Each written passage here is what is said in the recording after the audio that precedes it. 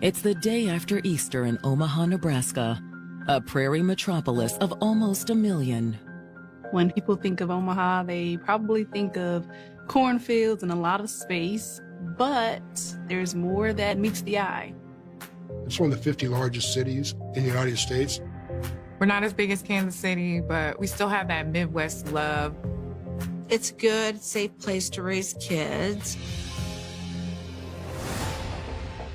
But this Monday morning, the mother of Omaha resident Kamisha Hollis fears for her child's safety. Every morning, like around 6 o'clock, we call each other. I was getting ready for work, and she was getting the kids ready for school and getting herself ready for work. And this is every morning. That is, every morning except this one. I had a gut feeling something was wrong. Kamisha's mom spends more than an hour that morning trying to get a hold of her daughter. Hey, you reached Kamisha. Leave me a message. Kamisha, it's Mom. Call me when you get this. I kept calling from like probably 6 o'clock to maybe 7, about 7:30, no answer. She also calls Kamisha's longtime boyfriend, Marvin Young. There is no answer from him either. Next, Kamisha's mother reaches out to her sister. Hey, you heard anything from Kamisha today? Every morning, she would always send me either a text message or a message through Facebook asking me to meet her at the gym. She'd always want to go for like a 5 or 6 a.m. body pump. I would never, ever go, but she messaged me every day anyway. But that morning, Caprice Hollis never heard from her sister. So I texted her, "Are you going to the gym?" or something like that, and she didn't text me back. When Kamisha's mother hears this, she gets in her car. I drove to her job. I probably was going 70, 80 miles an hour. Hi, is Kamisha here? No, I haven't seen her. The guy at the front desk said, no, Kamisha didn't check in this morning. Sorry. Not only did Kamisha not come into work, but she also didn't call in. And that's when she started getting alarmed. I knew something was wrong. Thank you. Kamisha Hollis had always been the heart and soul of her family. We were so close, never argued, never had a fight. She always had my back. If there were opportunities that I was too afraid to make a chance at, she was right there encouraging me, pushing me. No one is perfect, but she was close to perfect. I couldn't ask for a better daughter. She was someone I always looked up to. Plenty of people outside the family felt the same way about Kamisha. Everyone that was fortunate enough to be in her life, they loved her. In high school, one of those friends had introduced her to Marvin Young. My sister had started dating him when she was 17 years old. She was so happy she was with him, and she was like crazy over him. She could always just gush about him and, you know, how he was all these amazing things. She talked about him, the family he came from. You know, it was like a broken family. He kind of was alone. He was a very reserved person, kind of kept to himself. All right, I'll text you later. I think that's what really drew her to him, because he was by himself and he didn't have a relationship with his family. Once she graduated, they lived in their own apartment. Soon after, Kamisha learned she was pregnant. She was thinking she couldn't have children. And so she was so excited when she was pregnant. She had always wanted to have kids, so finding out she was pregnant for the first time, it was probably one of the happiest moments of her life. 2 more daughters soon followed. She had the 3 girls back to back. But raising a family wasn't always easy. She was working. He was working a little. He would pick up jobs here and there, but my sister was always primarily caretaker. Everything she did in her life was always based on how will this help my girls? How will this set them up for a healthy future? You couldn't ask for a better mom. But now, this devoted mother has mysteriously disappeared. She hasn't been answering her mother's phone calls. Kamisha also hadn't shown up for work. Thank you. My next step is to call the school. Let's see if the children is at school. The answer is no. The principal told me that the bus driver said when she went by to pick them up, no one was out there to put the kids on the bus. Now worried about the children too, Kamisha's mother races to their house. It was real dark. The shades wasn't open. But does that mean no one is home? Kamisha, it's your mom. Eventually, someone comes to the door. Kamisha's oldest daughter. Hey, where's your mom? Your mom here? No? Okay, what about your dad? Your dad here? No. No? Y'all here by yourself? Yeah. Oh my gosh. When they woke up, the parents were gone. Oh my Lord. Oh my God, baby. Okay. Dating for years, ever since her senior year of high school. They ended up having 3 beautiful children together. She did whatever she had to do for them, just made them feel very loved. She was a really good mom. But now, Kamisha's mother has just found her granddaughters at home, alone. The oldest one said they was there all night. She said, we've been here all night by ourselves in the house. They woke up and their mom and dad were both gone. Kamisha loves her kids, and she would never just leave them by themselves. Something was seriously wrong. The only thing Martha sees left to do is call the Omaha police. Yes, hi. I'd like to file a missing persons report. Officers arrive on the scene a few minutes later. When police get a call about a missing person, they do an initial investigation to see if there was any sort of forced entry or break into the home. They do a search around the property. But they come up empty-handed. A quick check through the house didn't find anything disturbed or out of place. No sign of any kind of violence. Officers also try to get some information from the missing couple's children. The kids crying and everything, and we trying to calm the kids down, and just a lot of questions. But the kids have no idea where their parents are. They say, we don't know what happened. You hear from her, will you please let us know? Yes. In the meantime, we'll get this report over to detectives and they'll be in contact. Okay. Thank you. Thank you guys so much. Thank you. However, it isn't long until at least part of the mystery is solved when detectives are finally able to get a hold of Marvin. Marvin tells them that he was out searching for Kamisha. I've been looking everywhere for her. He said he left the kids alone because they were asleep when he woke up and found Kamisha not in the house. Now that the detectives have made contact with Marvin, they ask him to come into the station. We'll need you to come down to the station so we can talk a little more. They brought him in and interviewed him and everything. We were watching TV. He tells them him, Kamisha, and the girls had a quiet Easter night. He says he put the kids to bed, and then he turned in too. Going to bed? Yeah. Hey, I'll be up when this is over. According to Marvin, Kamisha had stayed up watching TV. He said that was the last time he saw Kamisha. I woke up, I don't know, like 5 o'clock, and she hadn't come to bed. He went downstairs, searched around the house, didn't find her. He also noticed her car was gone. Did you try calling her? Yeah, but she didn't answer. So because the children, as he says, were still asleep, he took it upon himself to go out and start looking for her. However, Marvin says he can verify his story. And they had surveillance cameras inside the home. They also had monitors on the doors. They have access to that footage? Yeah, of course. The one in the living room saw Kamisha sitting on the couch on her cell phone at about 1:45 in the morning. It looked like she was maybe texting with someone. He says he put the kids to bed, and then he turned in too. She goes outside the camera view, and she's not seen again. Then, at a little before 2 a.m., Kamisha gets up from the couch. They then see someone out of frame tip the living room camera down. You can no longer see anything that's going on inside the residence. I also have security storage as well. All the detectives know for sure is that someone left the house sometime later. The alarm system reports every time a door opens and closes. the basement door opened and closed around 4:07 a.m. They can only assume it was Kamisha because she's the one who's not there. But where could Kamisha have gone? And why?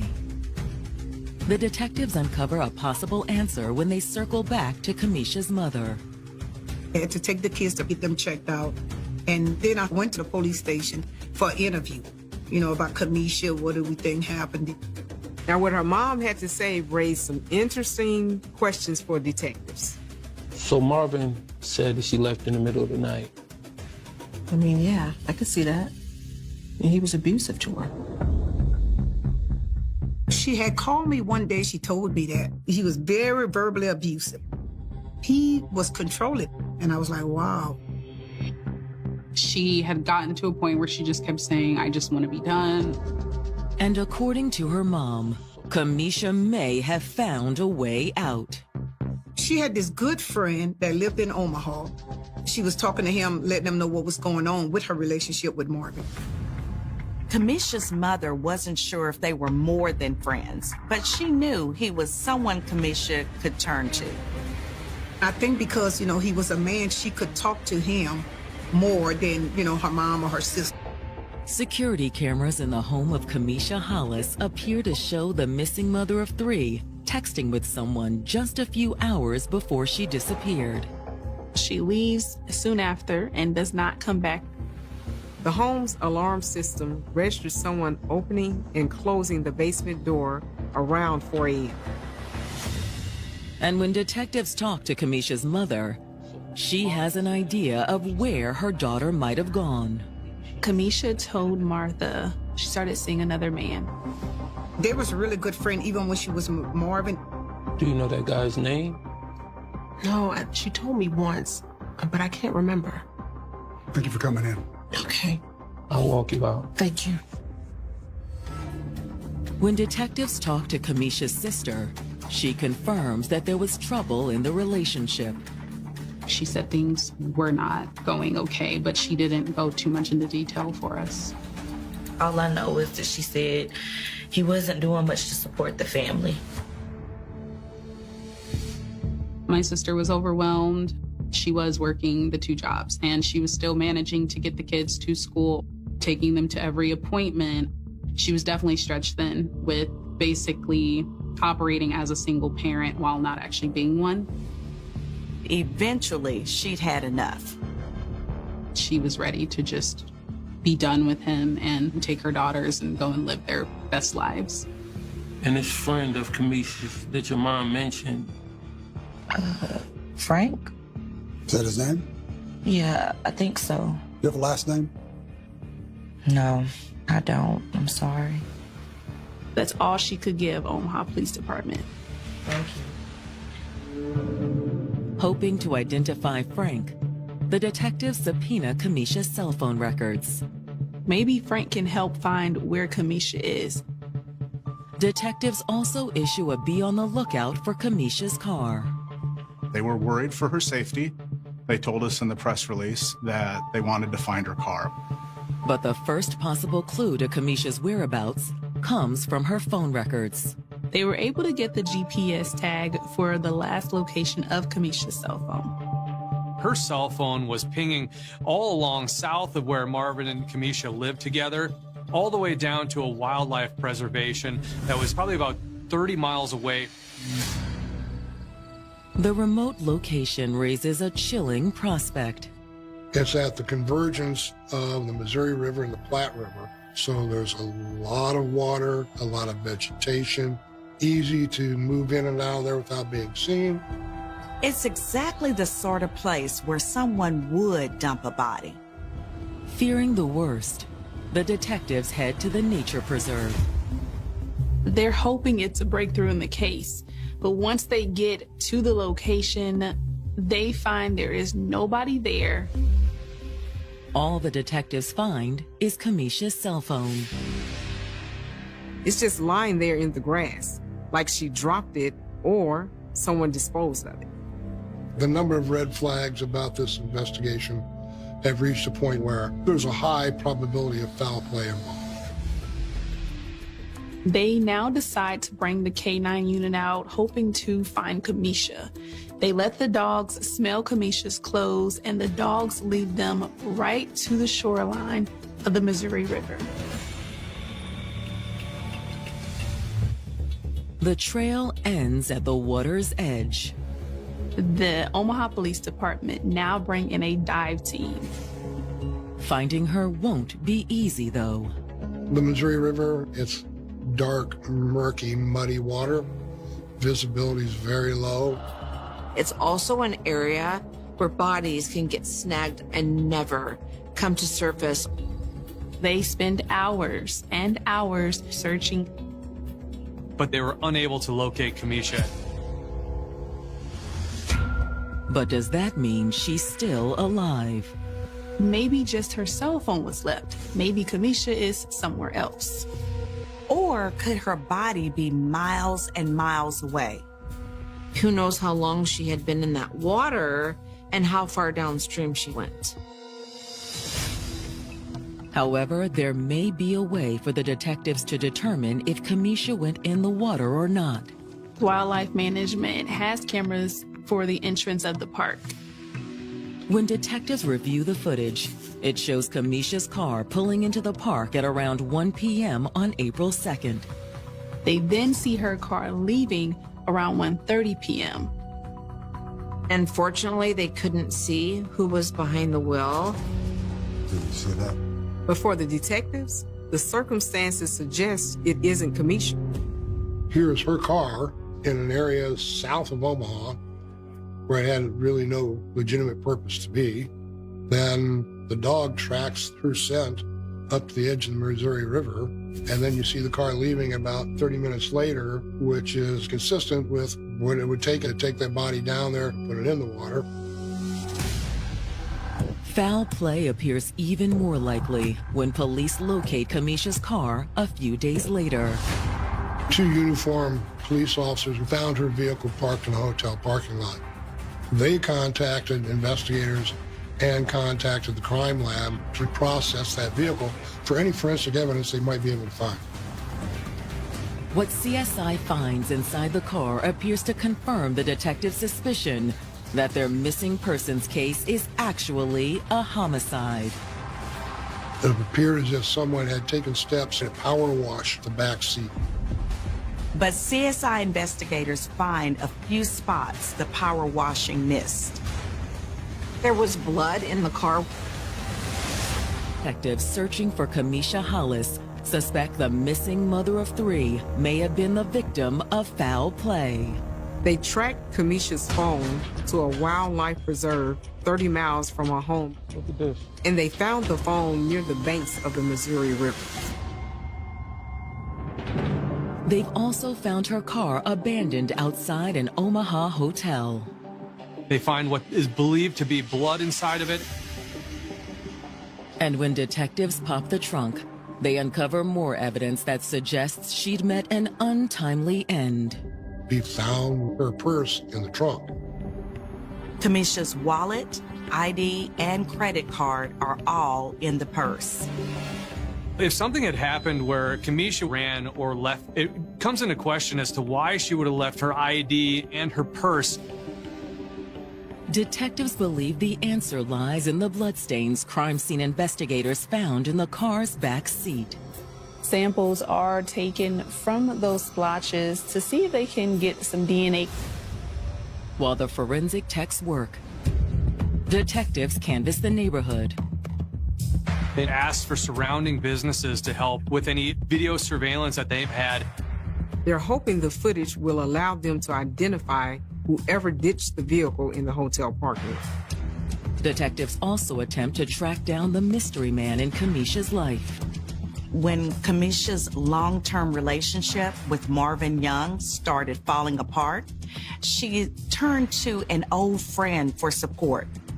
A man her sister only knew as Frank. They just have a first name. But it's enough. Combing through Kamisha's phone records, they're able to identify her. They find out Frank's name is Franklin Green. Once they have Frank's full name, finding his address is a simple matter. Can I help you? Yeah, we're here to ask you a few questions about Kameisha Hollis. Have you found her? No, we haven't. They go and talk to him and learn that she's not with him. He has not seen her. He says he last talked to her late on Easter Sunday. He's tried to reach her, and he can't contact her. So how would you explain your relationship with Kameisha? We've known one another for a long time now. And lately? Well, not a lot of people knew, but we become closer, actually romantic.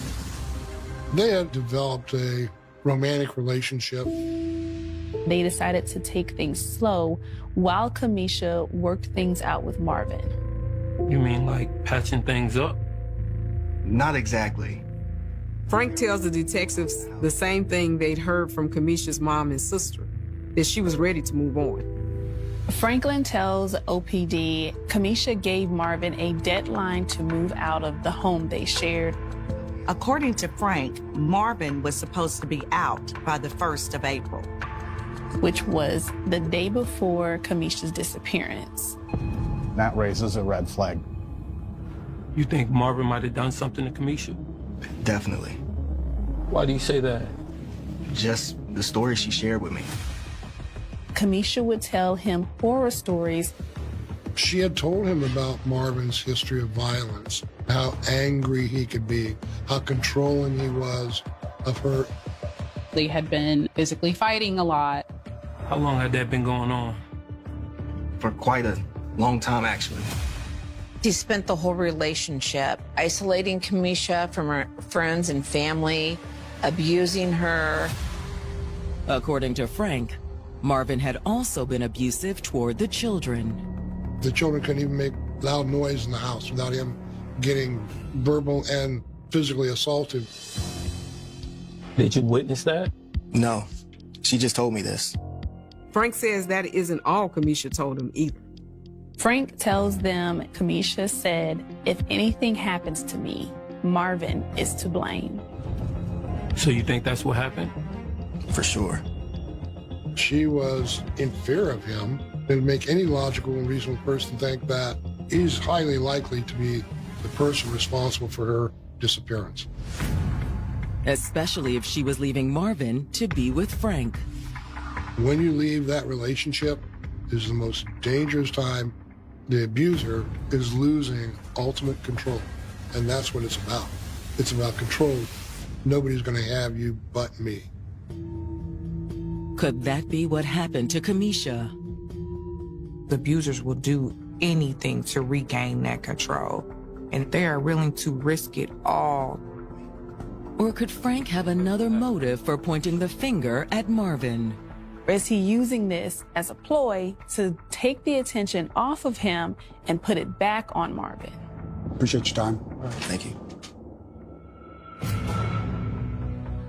The answer comes when detectives receive the surveillance footage they subpoenaed after finding Kameisha's car.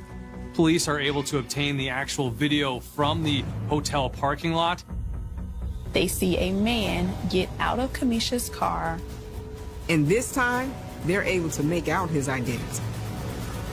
It looks like Marvin. Detectives searching for missing mother of three, Kameisha Hollis, have uncovered evidence that her boyfriend, Marvin Young, may be responsible for her disappearance. Security cameras at the hotel where police found Kameisha's car captured video of the man who abandoned it in the hotel parking lot. That man they see on camera is Marvin Young. It was contrary to the story he'd already given to law enforcement. Marvin claimed he'd spent the day looking for Kameisha. But now the detectives have video proof that Marvin spent at least part of the day in Kameisha's car. Detectives also suspect he drove her car to the nature preserve where they recovered her phone. The video of Marvin ditching the car at the hotel was recorded a few hours after cameras also captured Kameisha's car exiting the nature preserve. Investigators are now at the point where they want to arrest Marvin. There's only one problem. They can't arrest Marvin for murder because they have not found a body. Instead, they take him into custody on 3 charges of child neglect. They arrest him for leaving his 3 children at home alone the morning of Kamisha's disappearance. Police are able to hold him for these charges and maybe try to get to the bottom of what really happened to Kamisha Hollis. Detectives begin by sitting Marvin down for another interview. Look, I shouldn't have left him, but I was trying to find Kamisha. They drilled him and they asked him, where's Kamisha? Man, look, I told you I don't know. We think you do. Y'all send me off, man. Whoa. Hey, get off me. He threw a fit during the police interrogation. They had to handcuff him and put him in a cell. With Marvin refusing to cooperate, the detectives are no closer to finding Kamisha. The last place that she left a scent for a tracking dog to find was on the shoreline of the Missouri River. There was a high probability that she was in the water. Although without Kamisha's body, proving it in court won't be easy. Omaha police didn't have a lot to go on in terms of what may have happened inside the house the night that Kamisha disappeared. However, someone does know. And with Marvin behind bars, she's ready to talk. Homicide. Kamisha's mother calls the investigators and tells them that Kamisha's oldest daughter knew more about what happened that night than she and her youngest sisters had initially let on. They were afraid of him. They really missed their mom, but they were also afraid to speak up and share things. She's only 10 years old. When Kamisha's mother brings the little girl in to talk to detectives, she starts by confirming what Kamisha's friend Frank had already told them.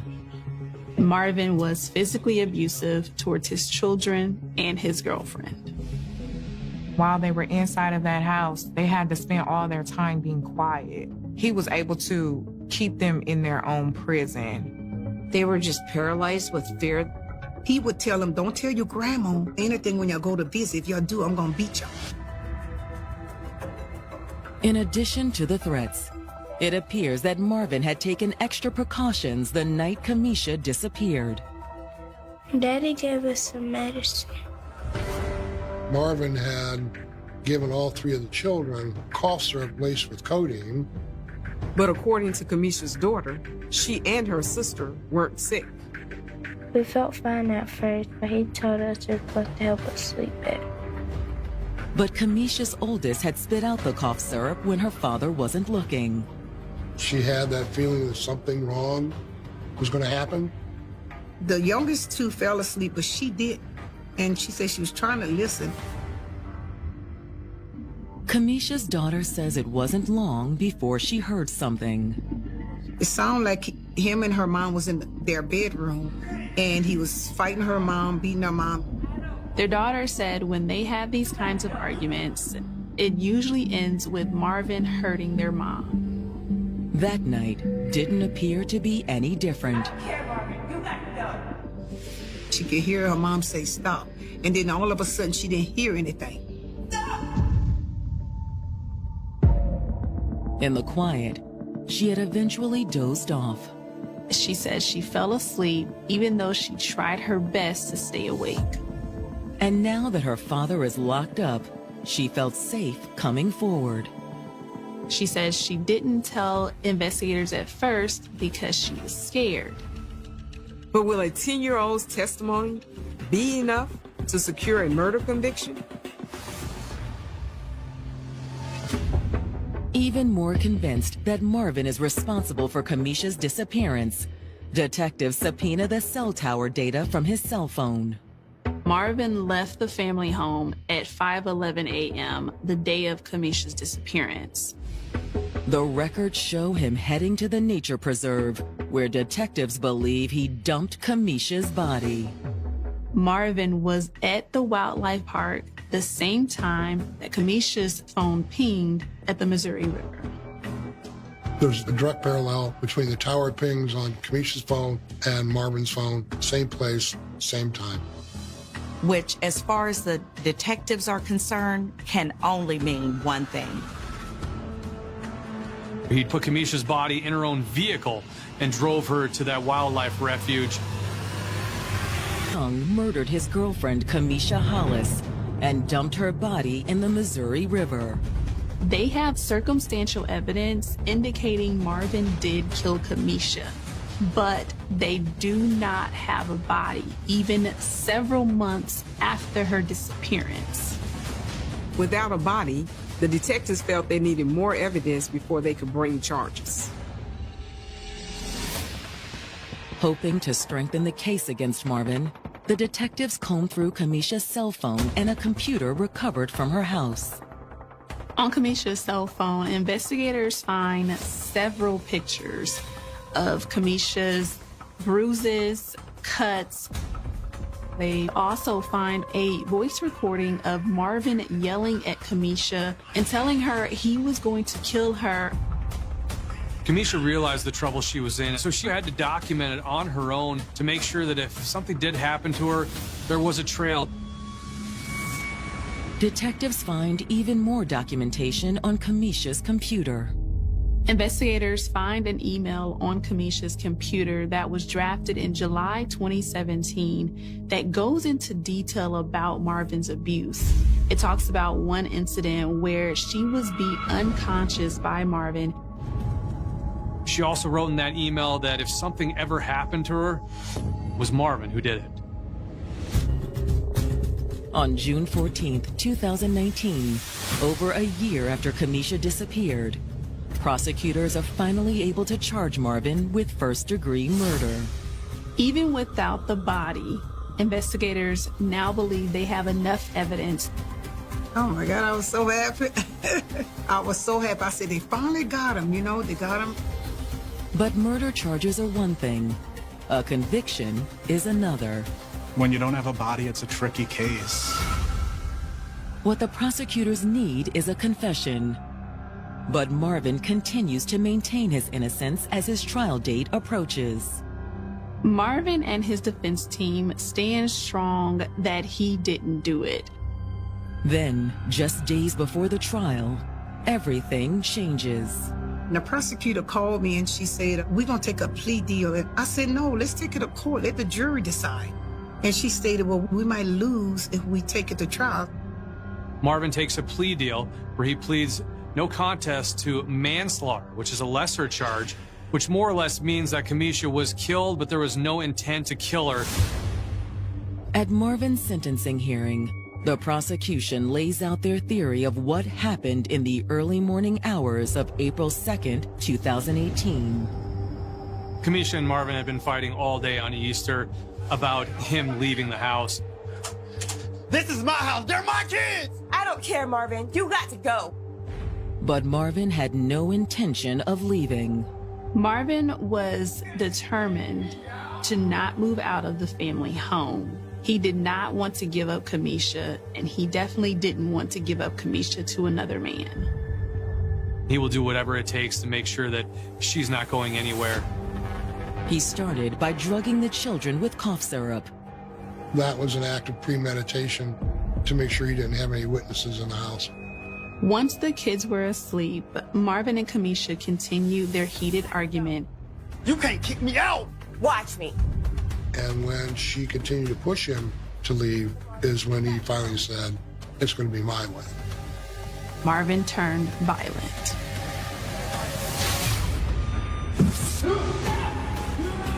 Marvin brutally beat Kamisha and possibly strangled her as well.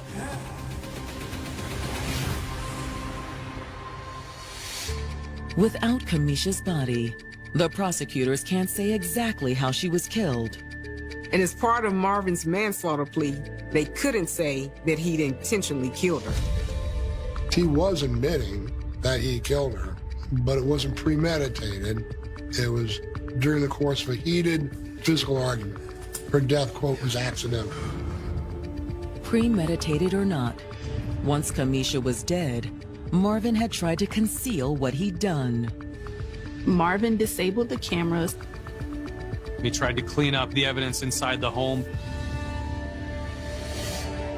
Then at around 4 a.m., he loaded Kamisha's body into her car. The home security system logged him going out the basement door. Marvin drove around with Kamisha's body in the car before heading to the wildlife preserve. At the wildlife preserve, he dragged Kamisha's body to the river's edge and put her in the water. Then he headed back into town to get rid of her car. Between dumping Kamisha's body and leaving the vehicle at the hotel, Marvin goes to a car wash and starts scrubbing out the back of her vehicle to cover up any other evidence. Hearing what likely happened to Kamisha is an ordeal for her family. I really didn't want to go, but I went on behalf of Kamisha. Just sitting there and just listening to everything be recounted, I just wanted it to be over. Marvin, on the other hand, appears unmoved. I remember we went to one court hearing, and he turned around and asked me, "How's the girls?" He acted as though he still had control over what was happening. And there is one piece of leverage that Marvin still clings to. The closure Kamisha's family desperately needs. The one thing that Kamisha's mother and family wants to know is where she's at, so they can lay her to rest properly. Even after hearing the pleas from Kamisha's mother and her children, Marvin still refused to tell where he dumped Kamisha's body. It's like he still have control over us. I have control over her mom, her family, and everything, because I'm not going to say where Kamisha at. But it's the judge who has control over Marvin's fate. The judge sentences Marvin to 23 years in prison. It's not enough to satisfy Kamisha's family. I pleaded with the judge. This is what he did to my daughter, and this is the time y'all going to give him. It's still unbelievable today. A lot of people would say, you got something, so that's better than nothing, but it really just doesn't feel like she got any justice. There's no peace, no justice for the family until they know where Kamisha's body is at and lay her to rest. But Cleveland, Ohio is a rugged Rust Belt town built on manufacturing and big industry. But Cleveland has also seen more than its fair share of adversity. And in the early 2000s, a string of mysterious disappearances would eventually lead police to a monster lurking in their midst.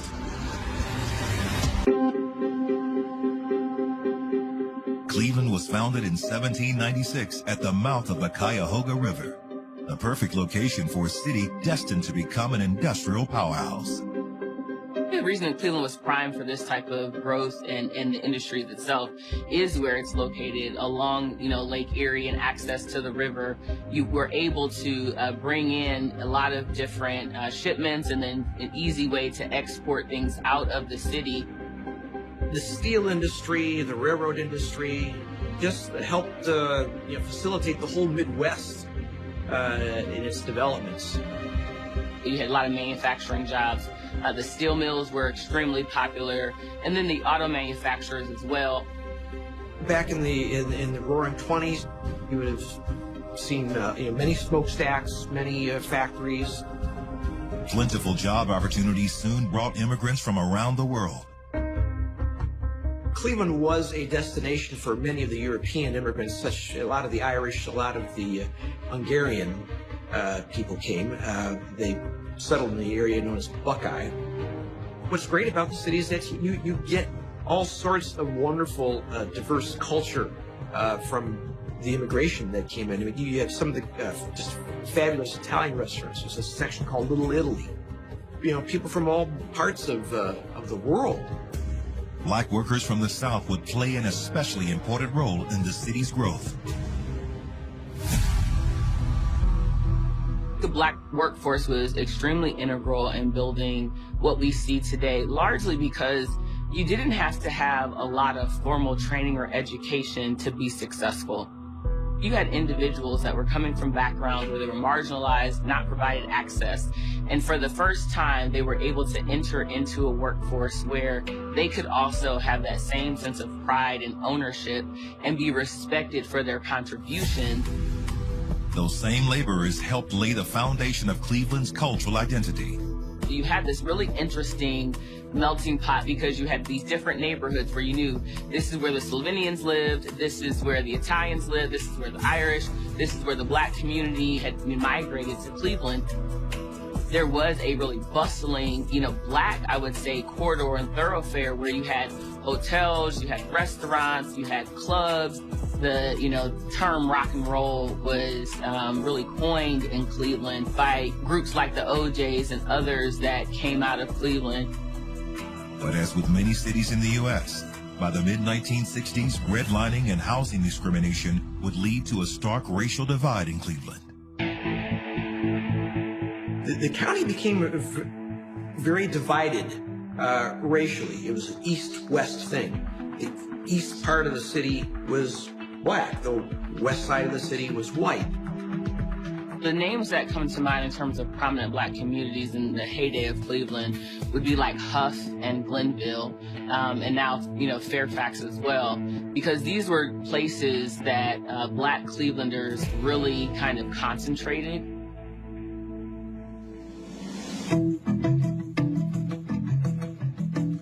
But despite the divide, Clevelanders are united by a common love for their city.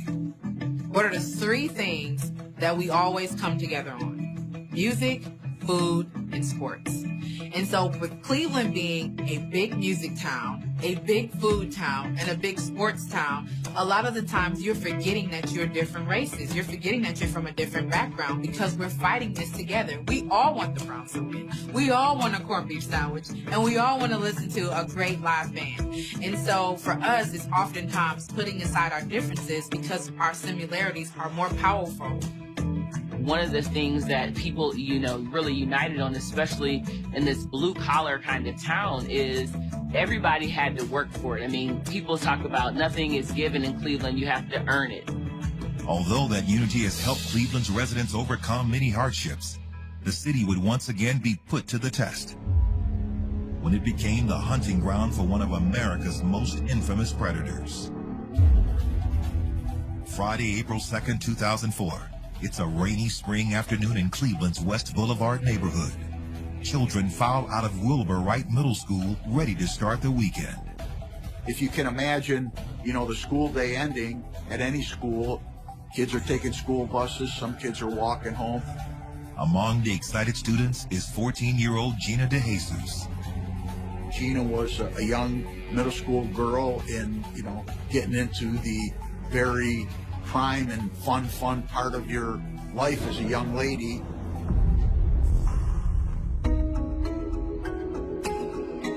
She was born on the west side, and she's one of 3 kids. She's the baby.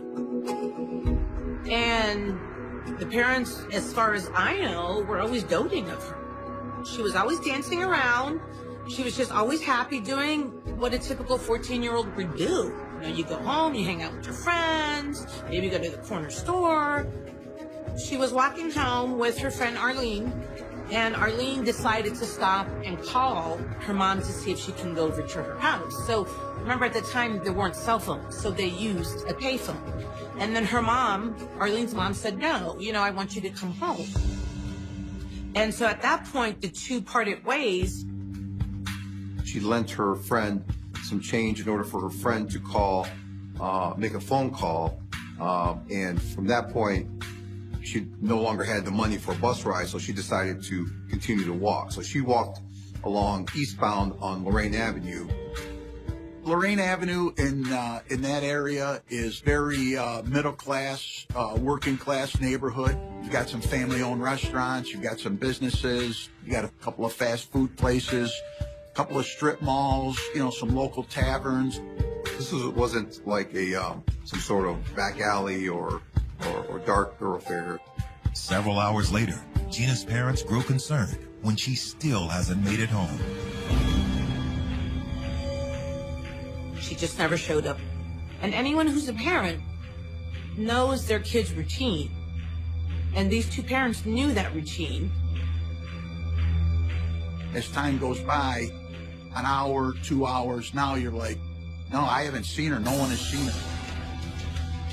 And you start making your phone calls to your friends, relatives, check and see if she's over so-and-so's house. See if has anyone seen her down the street. Maybe she stopped at the store before she got home. By the time dinner time comes around and the panic kind of sets in. Around 5:30 p.m., Gina's parents contact police to report their daughter missing.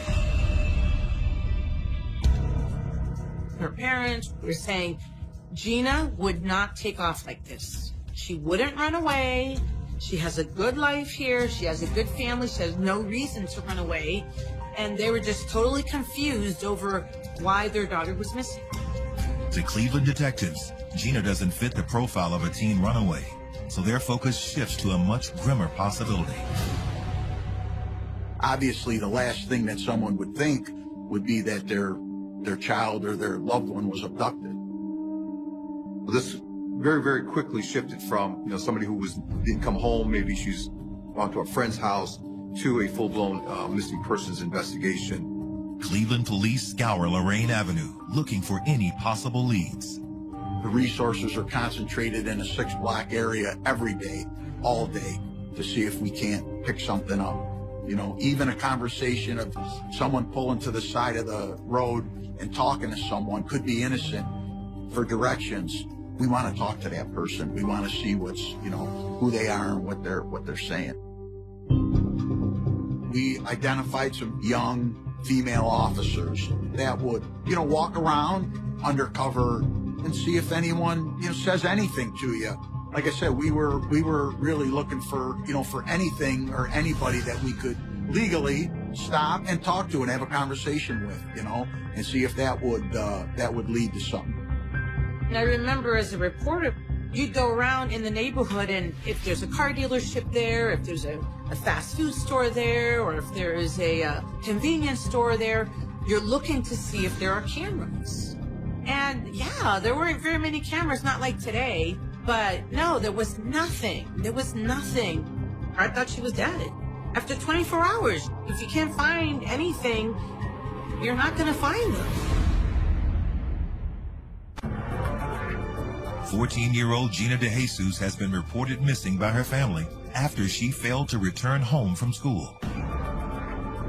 Cleveland police have launched a search for the missing girl, but she appears to have vanished without a trace. Can't place her between leaving school, getting to Lorraine, and in between her home. Can't place her there. Can't find anybody that saw anything unusual. We conducted days and days and days of surveillance in the area just to see if, anything happened. We had the FBI assist us. We had the National Center for Missing and Exploited Children, assist us. But as investigators soon discover, Gina isn't the only girl who's gone missing from the area.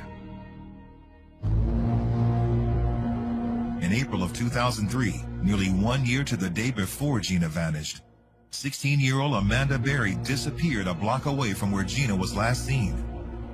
She had left work at a Burger King at West 110th and Lorraine and started walking northbound on West 110th. Her house was only a few yards away from where she was last seen, and she disappeared, just in thin air. So right away, similarities, same time, general location. So we became very focused on that. Because of the proximity of Amanda's disappearance and the fact that they're both teenagers taken in broad daylight, those two investigations started to run along the same track. What's going on? Who's doing this? We got somebody in our community snatching these girls. Although police suspect the cases are connected, they're unable to come up with any solid leads. The families did a good job of continuing to keep Amanda and Gina's case at the forefront. I know personally, investigators had their missing persons posters up at their desks, and every day they saw them. Every day they thought and tried to follow leads that came in, trying to find both Amanda and Gina. Nearly a decade goes by without a break in either case. But that all changes on May 6th, 2013, when 44-year-old Charles Ramsey hears noises coming from his neighbor's house. He's, just sitting in his living room, about to bite into his cheeseburger. Then all of a sudden he hears, this banging coming from next door.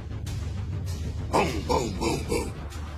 Finally, get up, look outside the window. The boom, boom, boom is not on my door. Charles goes outside and he looks at his neighbor's house there, and he sees this young woman banging on the door and trying to slip her arm out between the storm door, the door frame. Get me out of here! Get me out of here! He tugs on the storm door, and it's he couldn't get it to open any further. I ripped that door off its hinges. Reason why? It was chained. So this wasn't going to be no easy task. All right, so you had to put some muscle into it. She crawls through the door, and then she brings her child. And this child is just in terror. This child's totally scared to death, just crying and screaming, carrying on. And this woman says, I'm Amanda Berry.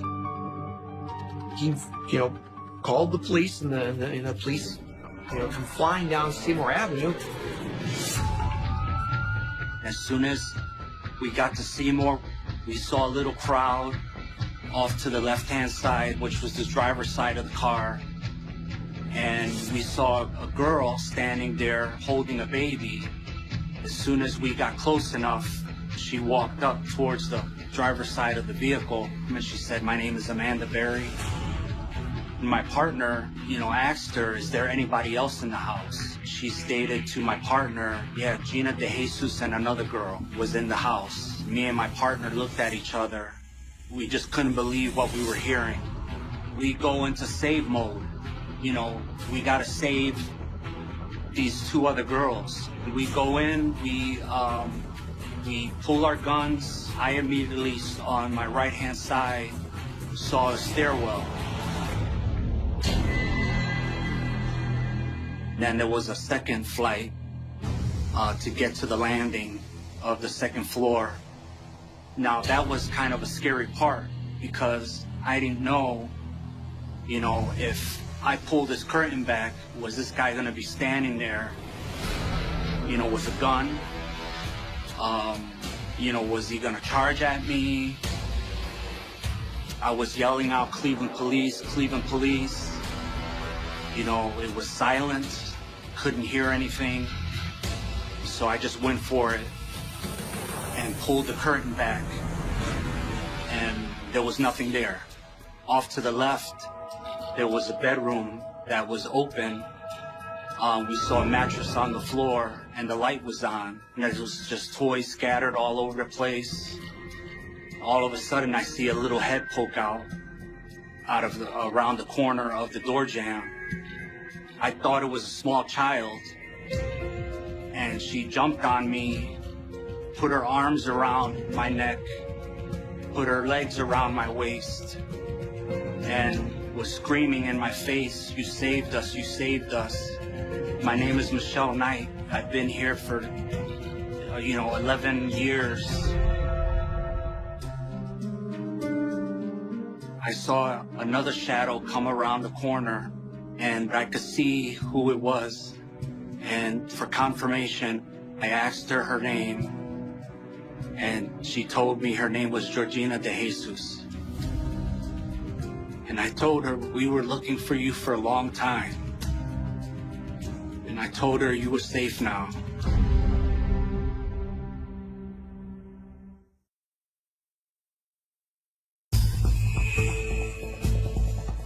Cleveland police have just rescued 3 women being held captive in a residential neighborhood. Not only did we find Amanda Berry and Gino DeJesus, who we all knew were missing, but there was a third person, Michelle Knight, that was on nobody's radar, and she also emerged from this house of horrors, as well as a fourth person, a little person that was actually born into captivity. When I found out who the child was, you know, I was happy for Amanda, but at the same time, you know, kind of sad that who the father had to be. While the survivors are taken to the hospital for treatment, investigators conduct a search of the home. We were looking around the house, making sure nobody else was in there, and we were seeing horrific, I mean, chains and locks with holes in the doors where he would lock the doors and he would pass food through these holes, you know, to these girls for them to eat, you know, when he decided to feed them. I mean, it was just a horrific sight to see. All the windows had indoor doors tacked onto them, so you could never see the light of day. It was dark. There was no air conditioning, so just imagine living in a situation like that during the hot summers, the hot, humid summers that Cleveland has, as well as the temperature changes in the winter. They were in those chains 24/7. It was very daunting to think of that, and to think that there was a little girl in one of those rooms. You feel sorry for these girls on what they went through, you know, all these years, and, you know, it makes you wonder how resilient they were. The identity of their abductor isn't hard to determine. Police find mail addressed to a 52-year-old man named Ariel Castro. Ariel Castro was known within certain circles because he was a musician. Everybody in the neighborhood, they didn't say he was a monster. They just said he was weird. Just kind of kept to himself, you know, went to work, came home, and tinkered with his cars in the backyard, and that was it. Castro was a bus driver, of all things. But, you know, he has own children, an own family that he was estranged from. So his wife had left him, taken the children, and he had only seen them on occasion. All 3 women say Castro abducted them and held them prisoner for the past 10 years. Michelle was pretty much under the radar at that time. When she was taken in 2002, she was an adult. He came up to her and began talking to her at the dollar store, and asked her if she needed a ride to where she was going, and she said, well, okay, yeah, I guess, you know, I'll go with you. She had kind of recognized him as the father of somebody she went to school with. So she felt safe that she knew her daughter, and so she got into the van with him. She gets in the car, and then he starts saying he has, I have puppies at my house. You want to see the puppies? He takes her to the house, and she looks around. She goes, there's no puppies. And then he takes her upstairs. As soon as she got upstairs, he locked the door. She realizes that she's stuck. And then he brutalizes her and rapes her and holds her hostage. And she was the first one. She was there for a whole year by herself. Michelle Knight was 21 years old at the time she went missing. And even though her family did make a missing persons report, there was never that same family involvement with her disappearance.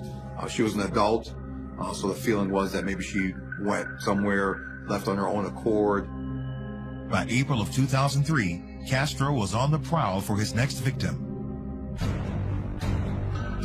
Amanda starts to walk home, and Castro had already had his sights set on her. So he was already deciding he was going to get this second person in the home. Amanda knew his son. They went to school together. They worked at Burger King. She was on her way home. It was a day before her birthday. So she took a ride. He used the fact that she knew his son to his advantage, and he said, "Oh, I'll take you home," and he didn't take her home. He took her straight to the house. And did the same thing he did with Michelle. Tied her up, beat her, assaulted her, raped her. And then once that happened, and again, nobody found him, people were looking for her, but not him. Then he did it with Gina. Gina also trusted Castro because he was the father of her best friend. Arlene is Ariel Castro's daughter.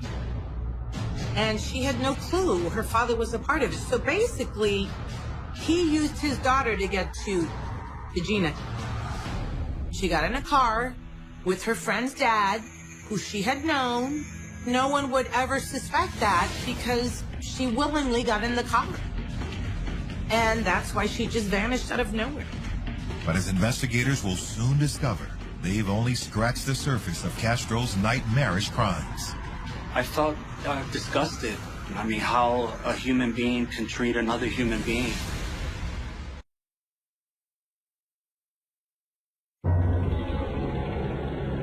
Cleveland police have discovered that a bus driver named Ariel Castro has been kidnapping young women and holding them captive for years. The torments his survivors describe are almost unimaginable. Initially, he would kidnap one of them, and to break him mentally, he would take him downstairs and chain him up. Those chains were chains that you would use to tow cars. I'm not talking about a little chain link that you wrap around, the fence post to let your dog go outside and go to the bathroom. And after he forced himself on them, repeatedly raped them, he would put a helmet on their head for hours and hours and hours. And then the only way they can go to the bathroom was in a bucket. There was no toilet. He would exchange a simple luxury of going to the bathroom or taking a shower for a sexual favor. I mean, it's pretty horrific when you sit and think about some of the things they had to do or barter for food. Castro also liked to play sadistic mind games to break their spirits. He would often test them. He would sometimes, act like he was going to work and then come back 5 minutes later to see if they were trying to get out, trying to escape in some way. He would catch them and he would beat them, and then he would hog tie them in the basement for long periods of time. He would continue to do this over and over and over again until they just decided not to try it anymore. People would say, well, why wouldn't you scream and yell? I would have. You would think that until you're in that position, that he mentally changed the way they think. You have chains on you. You're locked down. You're in separate rooms. What do you do? Worse yet, 2 of the women had become pregnant during the years of sexual abuse. Michelle had became pregnant a few times, but Ariel did not want a baby from Michelle, and he would punch her in the stomach constantly when he would find out that she would be pregnant, and that's how he would abort the child. Like Michelle, Amanda Berry also became pregnant. She would give birth on Christmas Day of 2006, 3 years after her abduction. Amanda's daughter was born in one of those, those summer pools that have little fish in them. Michelle was assisting in that birth, and Ariel was saying, you better make sure this child survives. If this child dies, you die. You can imagine the pressure that was on her. When the baby was born, the baby wasn't breathing. So Michelle gave the baby CPR and it started breathing. If it wasn't for Michelle, where would that baby be? Big change came when the child started to understand and started to notice. And as children, they ask a lot of questions. And one of the questions that the child asked was about the chains. Why is my mom chained up? He did not want the child to say something to outsiders that my mom's being chained up in the house. So from that point on, he stopped using the chains, but still would lock the doors. So the child kind of changed the dynamics inside the house. The women bided their time, waiting for a chance to escape. It would finally come on May 6, 2013. Ariel had left the house. Normally, he locks everything down, but that particular day, he did not lock one of the doors down all the way. Amanda saw that as an opportunity, so she took that chance, grabbed her daughter, went down the stairs, opened the multiple chains that were on that front door, had the front door open, but the storm door, the outer door, was actually welded shut. She yelled to the other girls that, "I'm going to go for it, I'm going to go for it." And that's when she began, banging on the door. The survivors are now safe, but Castro is still at large. And Cleveland police are about to launch the biggest manhunt in the city's history.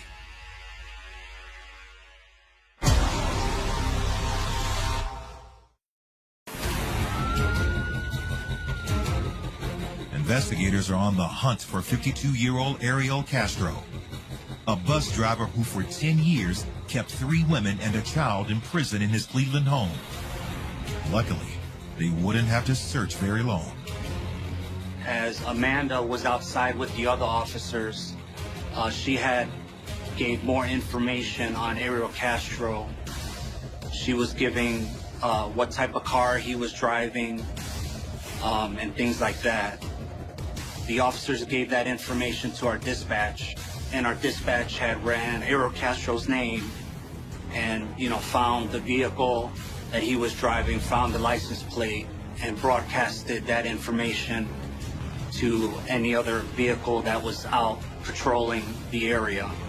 Sure enough, another officer saw this blue convertible pulling into the McDonald's parking lot, and it had a guy who matched the description in it. And so they did a takedown right there at the McDonald's. When detectives run a background check on Castro, they uncover a troubled past full of violence and abuse. There was this whole history with him, with his common-law wife, where he beat in her head, and the police were called several times. And he brutalized her, absolutely brutalized her.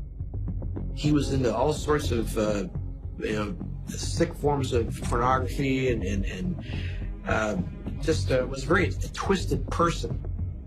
You often find these individuals who commit these types of things, they do keep a low profile. So it's not someone who seems very threatening, very simple, easygoing kind of guy who could easily blend in. In the interrogation room, Castro freely admits to the kidnappings, but he claims that the women chose to stay with him of their own free will. He was delusional.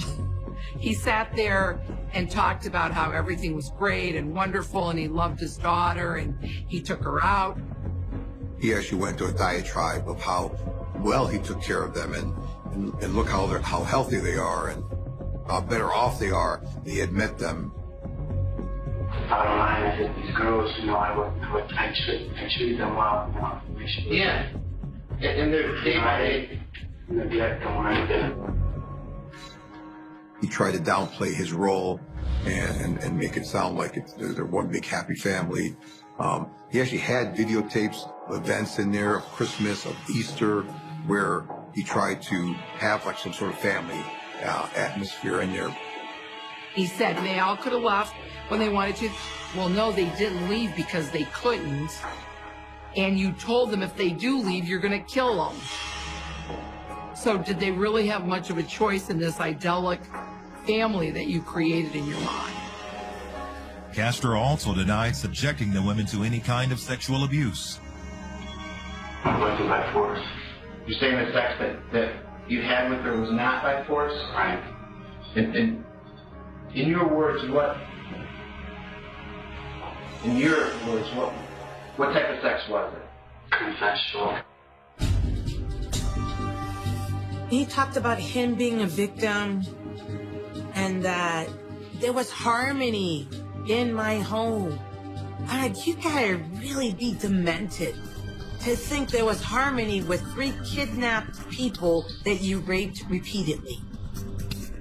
Castro's claims of innocence fall on deaf ears, however. Prosecutors are determined to get him off the streets forever. Our boss felt that he needed to pay for every day of harm that he brought to these girls. His feeling was that we had to charge for every day that they were harmed. The initial charges were around 300 charges, but as we continued the interview process and continued to look through some of the documentation of the events that happened in the house, we realized there were many more charges, including this issue with the pregnancy and the termination of the pregnancy of Michelle Knight. I mean, if there's a living being creature in your belly and somebody hurts you and, you know, you have to inevitably discard it somehow, then that's murder. And we charged it that way. After holding 3 young women prisoner in his home on Seymour Avenue, Ariel Castro faces hundreds of charges, including kidnapping, rape, and murder. His arrest marks the end of one of the most disturbing crime sprees the city has ever seen. I could not believe that happened in our city. I couldn't believe it happened to those women. I couldn't believe there was a person that was that close. Someone that could be in our backyard that could accomplish something like that. The fact that there was a rescue and there could be somewhat of a positive ending is what really, I think, galvanized the city. As Castro's trial approaches, he tries to avoid taking responsibility for his actions. He, constantly says, "I'm not a monster." He needs help. He's the victim in this whole thing. And he took every single chance he got, including writing out a 4-page letter that outlined all his issues and things that happened to him as a child, and that he just couldn't control himself. He was abused as a kid in all sorts of horrible ways, and unfortunately, kids who suffer that type of abuse have a tendency to repeat that pattern. He was addicted to porn, addicted to sexual deviancies. He thought he's the one that's a victim here, and he should be helped and not punished for what he did. His court-appointed psychiatrist sees things differently, however. I mean, there were several experts that took a look at the case and looked at his interview. They all, I think, came back to the same conclusion. He's a sociopath. He had no feelings of others. It was all about him. It's all about his pleasure in life as opposed to anybody else's. There was talk about some sexual deviancy, sexual addiction, but nobody was buying the victim. I'm the victim thing. On July 17, 2013, Ariel Castro pleads not guilty to 977 separate charges. The following week, he changes his mind and accepts a plea deal. Initially, they wanted him to get the death penalty. They took that off the table in order to get a plea deal so the girls wouldn't have to testify, because they would have to relive all of that. My office was not in the business to re-victimize 3 young women that had been held captive for over a decade. So the plea agreement was in our efforts to protect our victims and punish the offender. He is sentenced to life in prison plus 1,000 years, all without the possibility of parole. However, less than a month later, his incarceration comes to a surprising end. I was in my office. Somebody had came by and said, "Did you hear Castro killed himself?" The first thing that I thought was, wow, survivors were able to survive for 9+ years, almost a decade, and he couldn't survive for 30 days locked up in a jail cell. And they just told you all you needed to know about Castro. Ariel Castro's name remains one of the most notorious in Cleveland's history. And for the women who survived his reign of terror, his death would be a new beginning. For them to have the resilience that they had to come out and be able to tell their story is amazing. Amazing. I'm in awe of them all the time. For them to have survived this says a lot about who they are. They're my heroes. I'm so happy for them that they're doing well. Michelle, she travels and speaks. You know, Amanda Berry, she does the missing persons section for the Fox 8 News in Cleveland. Gina does the Amber Alert system for Ohio. They deserve everything that's good coming to them. It's going to be hard to look at a silhouette in the city of Cleveland and not remember this crime, not remember the great celebration that followed the resolution of one of the most horrific crimes that this city has ever seen.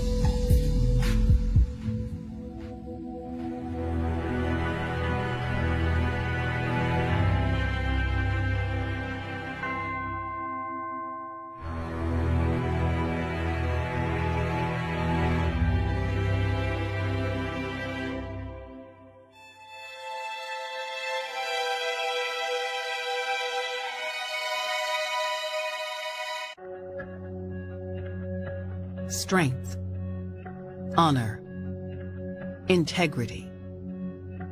They say there's nothing more alluring than a man in uniform. He can make you feel safe, like he's your shield against all of life's dangers and hardships. But what if your man in uniform enlists your help on a mission? One that's deadly and could cost you everything. Would you relinquish yourself from duty? Or stay loyal to the very end? It's early morning in Severn, Maryland. A quiet town located less than 5 miles from Army Base Fort Meade. Severn, Maryland is a suburb of Baltimore, and it is a great place to raise a family. A lot of military people travel the area, live there. But just before 8 a.m., a maintenance worker at a local apartment complex notices something strange. A patio door to one of the units is wide open. The maintenance worker went to take a peek and see if someone was coming in or out, but that didn't seem the case. An open door, broad daylight, something just didn't seem right.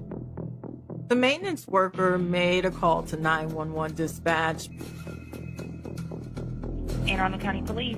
Good morning. I'm calling from Lake Village Townhomes in Severn. One of our townhomes. The door was just open in the back of the house, but no one's responding. Police officers arrive within minutes to investigate.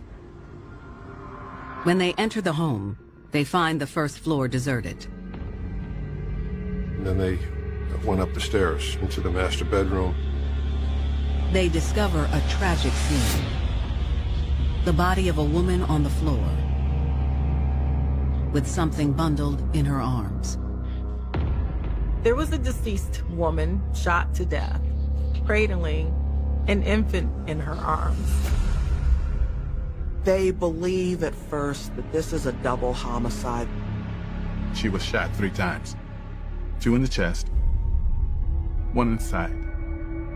It was horrific, something that they had never seen before. But then the miraculous thing happened. There was movement from this infant. The baby starts to cry, and it becomes very clear the baby is unharmed. Police take the baby from the deceased woman's arms and rush her to the hospital for evaluation. It would take detectives more than a year to unravel the mystery behind this chilling crime, and to discover a woman who would go to deadly lengths for her man.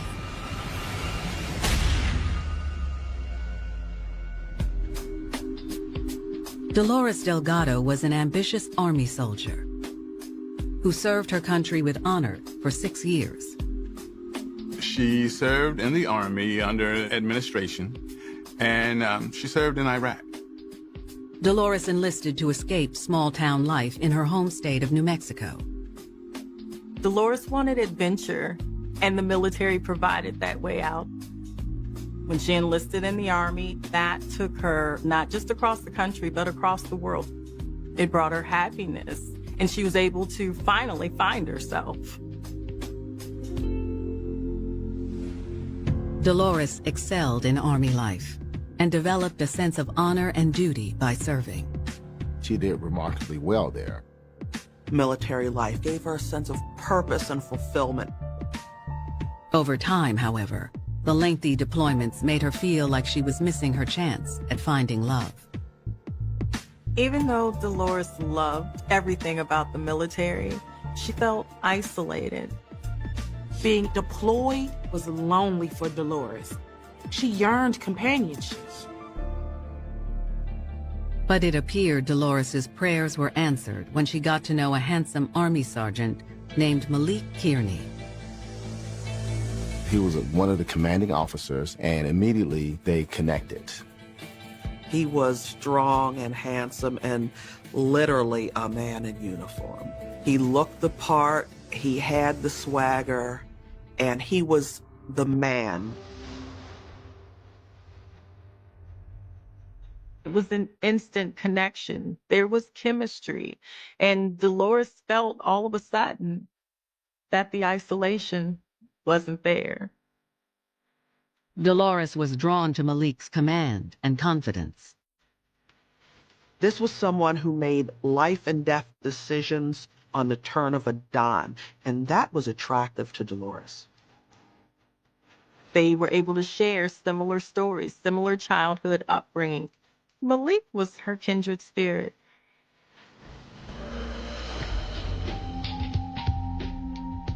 Dolores and Malik quickly became a couple and spent every free moment together. They saw that same sense of wanting to belong in each other, and that pushed them together. Dolores was intoxicated by that passion, that feeling of connection, emotional attachment, love. They were intimate, they were friends, they were partners. He was everything she wanted in a man. In 2009, Dolores was discharged from the Army and decided to pursue a nursing degree at a university in Florida.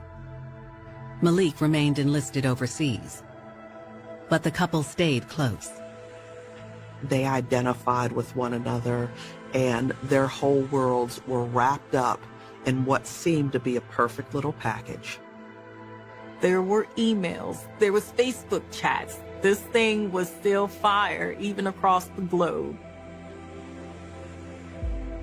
Then in May of 2015, after years of separation, Malik was assigned to a South Carolina base, cutting the distance between the couple to 7 hours. Malik's military schedule made it difficult for him to leave town, but Dolores didn't let that prevent them from spending time together. Dolores makes that drive from Florida every weekend. Dolores was emotionally dependent and deeply in love with Malik. Whatever Malik wanted or needed to be happy, Dolores was going to try and provide that for him. But Dolores couldn't have imagined the dark path she'd ultimately travel to make Malik happy. August 25th, 2015. Authorities in Severn, Maryland, are on the scene of a vicious murder. The first responders told the investigators because they found the victim laying on the floor with an infant in her arms. It appears that the child was placed in the mother's arms after she was murdered. Officers can't fathom how anyone could commit such a cold-hearted crime. Who would leave a helpless infant in the arms of their dead mother? When police dig deep into this investigation, they'll find a woman who would stop at nothing for the man she loved. Someone that callous and uncaring had to be some kind of monster. Was working toward a nursing degree in Florida after her military discharge. She hoped to build a bright future with her soulmate, Sergeant Malik Kearney. Malik Kearney was in the U.S. Army. He was stationed at Fort Jackson, South Carolina. Despite the miles between her and Malik, they remained in close contact. Dolores was driving every single weekend to be with Malik in South Carolina. Dolores crossed state lines for her man every weekend. But before long, it would become clear that there was no line she wouldn't cross for him. August 25th, 2015, Severn, Maryland. Authorities have just come upon a gruesome discovery inside a home on the west side of town. They found a baby in the arms of its mother who's been shot 3 times in the chest. Fortunately, the infant appears to be unharmed. One of the officers took the infant to a local hospital to be examined by a physician. Now detectives are on the scene, trying to make sense of what happened to this young mother. The officers initially talked to some neighbors who indicated that the victim was Carlin Ramirez. The neighbors said they didn't hear any gunshots that night. But it appears Carlin was shot 3 times at point-blank range. There were muzzle burns in all 3 gunshot locations, so the muzzle of the gun would have been placed up against the skin of Miss Ramirez. The type of bullets and lack of shell casings suggest to investigators that the murder weapon is a revolver. A ballistics examination allowed investigators to narrow down to a .357 caliber revolver. The rest of the scene tells investigators that this is more than an ordinary robbery gone bad. There didn't seem to be any signs of forced entry at all. Someone likely had access to the premises. To detectives, this murder feels personal. Did Carlin Ramirez know her killer? They hope speaking with Carlin's loved ones will provide a lead on a suspect. Later that day, they travel to the Ramirez home. The parents of Carlin Ramirez were understandably devastated by the murder of their daughter. They had very quickly taken custody of the child found at the crime scene. Detectives gently ask Carlin's parents if they can provide some background information on their daughter. They explain that the 24-year-old was a private in the U.S. Army. Carlin Ramirez was a beloved person. Her co-workers enjoyed her and really respected her. She was someone who, really everyone sort of gravitated to. Investigators asked the family if Carlin had been having issues with anyone in the weeks leading up to her death. They found pretty quickly that her family believed she was having marital issues with her newly estranged husband. They identified her husband as Malik Kearney. Carlin's parents say after Carlin and Malik had their child, the couple decided to tie the knot. But it wasn't long before Carlin realized she'd made a mistake. They separated a matter of weeks after the wedding. There had been allegations of infidelity. The news of marital issues made the police very suspicious of Malik. He could be a prime suspect in this case. Detectives thank Carlin's family for their time and leave to track down Malik. They traveled down to South Carolina to interview him. The next day, investigators meet with Malik Kearney at Fort Jackson Army Base. What can you tell us about her? She was alive. Malik was very distraught over the loss of his wife. He was very forthcoming. I don't know what I still miss her.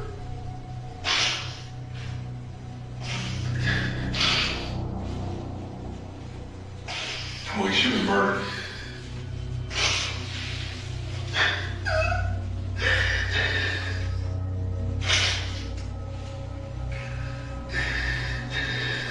Why? There's more open you can help us with. He did share that the distance caused some problems between them, but they were working on the resolution. Malik says he was on base at the time of the killing. Malik told the investigators that he went to work at 8 o'clock, got off at 2, traveled home, where he watched Netflix and texted a few friends. After I left work, I came straight back home. He said that he had remained in his apartment alone, going to bed early, before returning to work the next day.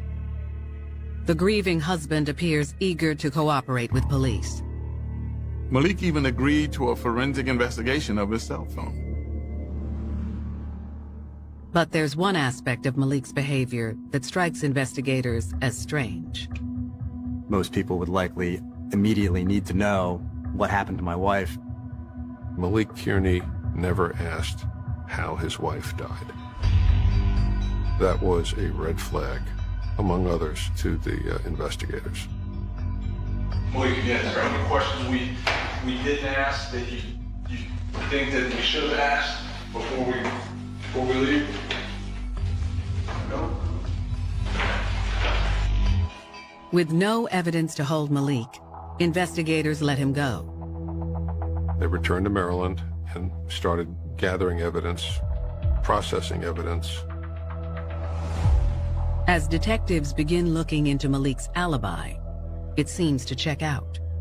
The detectives confirmed that. Malik went off duty at Fort Jackson on the afternoon of August 24th and reported for duty at approximately 8:30 the following morning.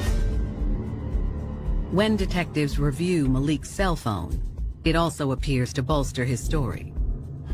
He was at home, he was watching Netflix, and he had texted a few friends. But investigators spot something of interest in his call history.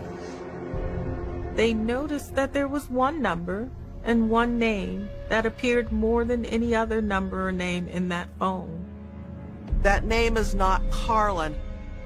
That one person was Dolores Delgado. Investigators know they need to find out more about Dolores's connection to Malik. What they uncover will turn the case on its head and reveal a woman whose #1 duty was to protect her man at any cost. Dolores prided herself on being the keeper of Malik's secrets, but she was his secret. Severn, Maryland. Army Sergeant Malik Kearney appears to have an airtight alibi for the night his estranged wife was murdered. But his cell phone history brings new questions to light. There was one name that kept showing up in Malik's telephone more than any other: Dolores Delgado. Mr. Kearney had said that he hadn't been dating anyone, but when investigators looked into Dolores Delgado, it appeared that they were dating. When investigators contact Dolores, she agrees to make the drive from Florida to Maryland for an interview. But when Dolores arrives at the station, detectives notice something suspicious. Shortly before the interview, Dolores Delgado was on the phone with someone. As Dolores ends the call, one of the detectives catches a glimpse of the name Malik on her screen. Her first reaction was to reach out to Malik Kearney, and investigators felt that was significant. When detectives questioned Dolores, she admits that she's been in a relationship with Malik for the past 8 years. Dolores said they'd been intimate, that they were friends and soulmates. Malik married Carlin, but it didn't matter to Dolores. Dolores tells detectives that Malik never loved Carlin and only married her to do right by the baby. Dolores was unconcerned with Carlin.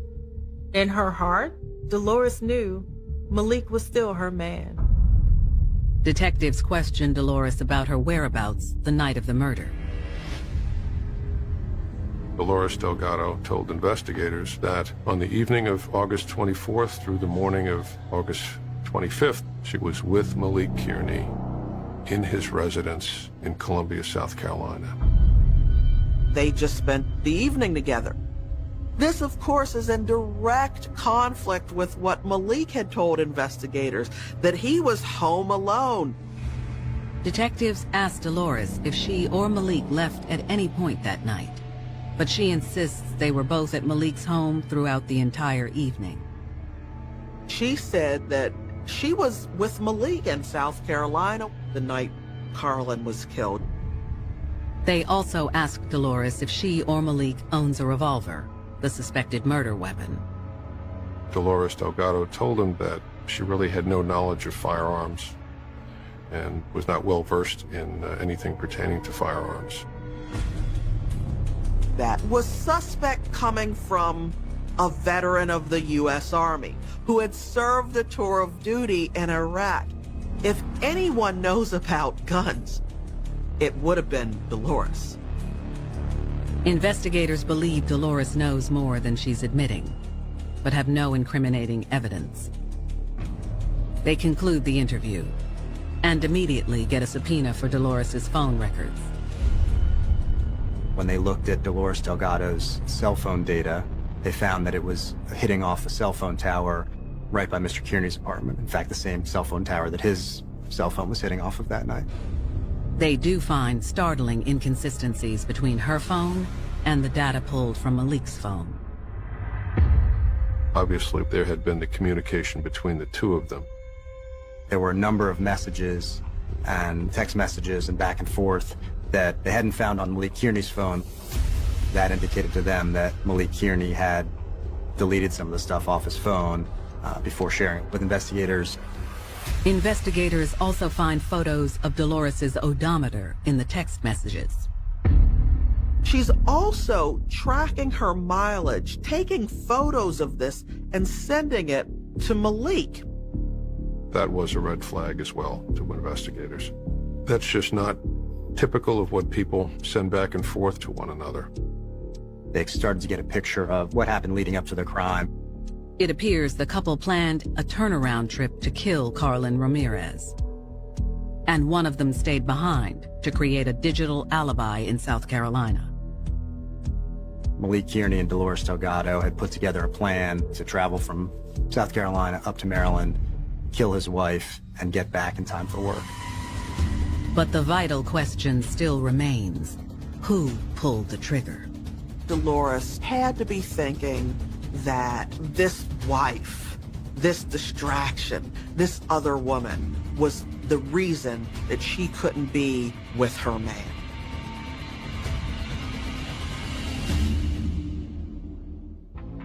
Homicide detectives in Severn, Maryland believe Dolores Delgado and Malik Kearney conspired to murder Malik's estranged wife, Army Private Carlin Ramirez.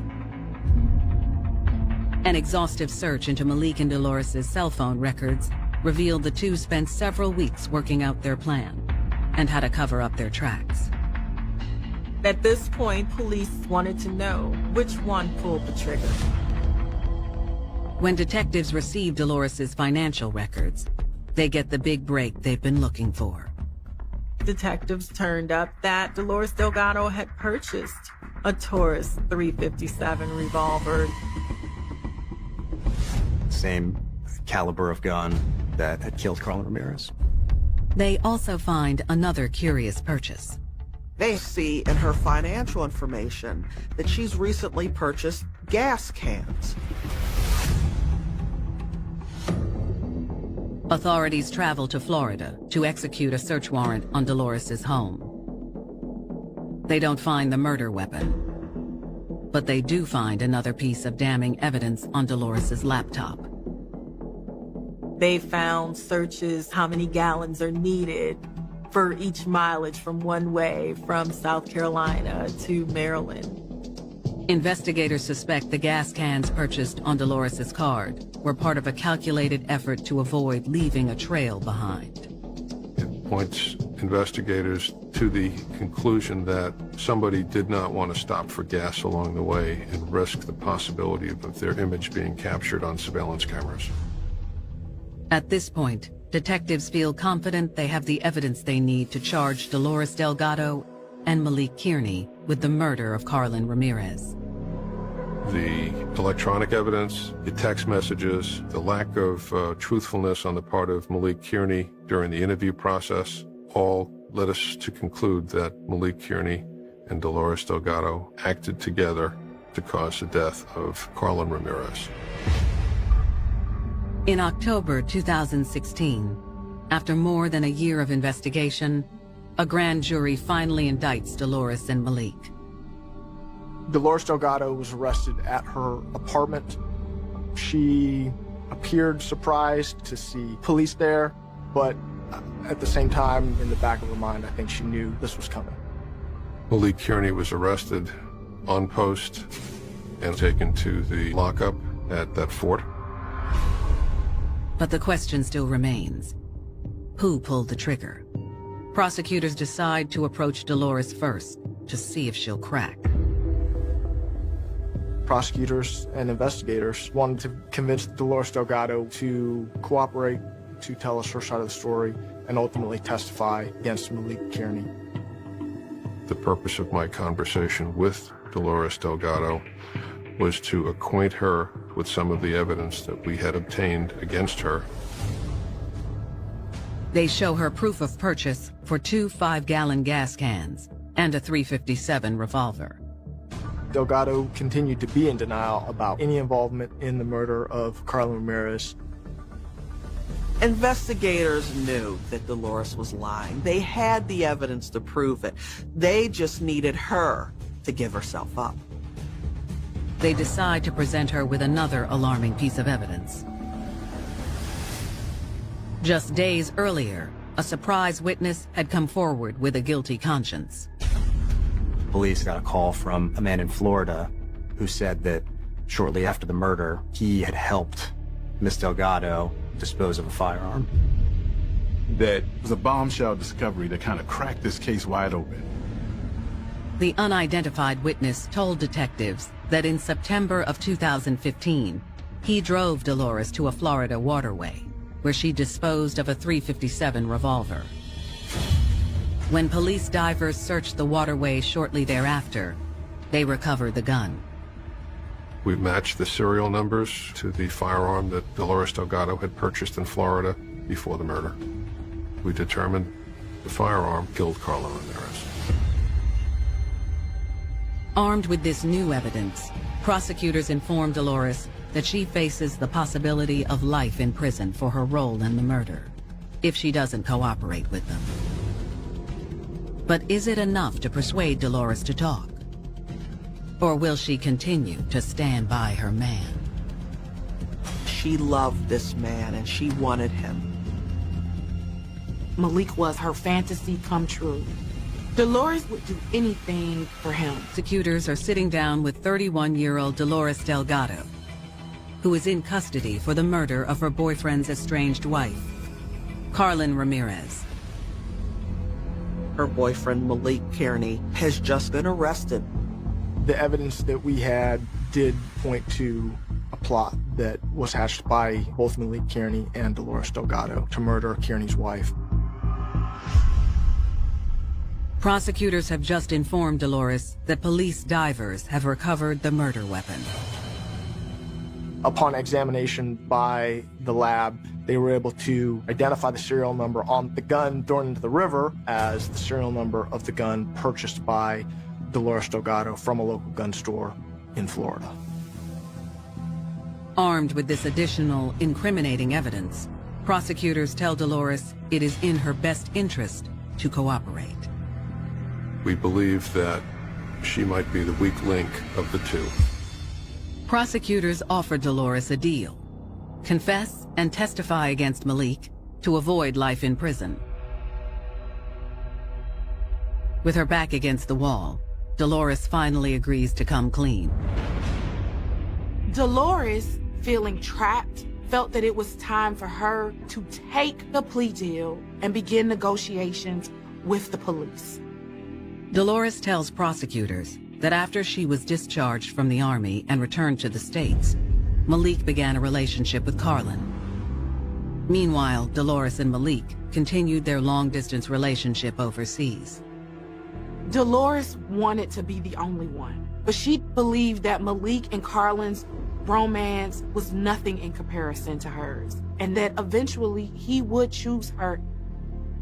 Dolores says that in April of 2015, Malik told her Carlin was pregnant and that they were going to get married. But Dolores still didn't let that scare her away. Ms. Delgado did not believe Carlin Ramirez was a threat. Kearney had been with other women and still came back to Dolores Delgado.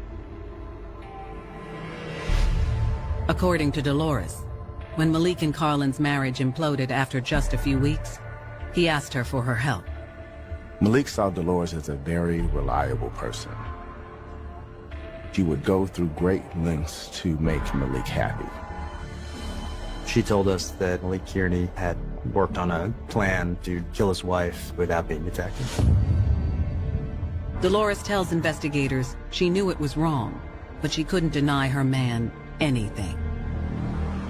She couldn't say no to Malik Kearney. Dolores said that her love for Malik was overwhelming. It was all-encompassing. Dolores saw this as a mission and was detached, and all she knew is to protect her man and support him. Dolores reveals how she helped Malik carefully plan the murder, charting the route to Maryland and tracking the mileage in her car. She was willing to track mileage, photograph the mileage at a half tank, at a full tank, at a quarter tank, to get an exact amount of how much gas is needed, how long the drive is. Dolores also admits to purchasing gas cans that Malik could take on the road. Malik wouldn't have to stop at a gas station. That meant that cameras wouldn't see him. The day of the murder, Dolores gave Malik the final essentials he needed to carry out the plan. She provided Malik Kearney with her firearm and ammunition. She provided him with her car so he could use that car to get up to Maryland without being detected.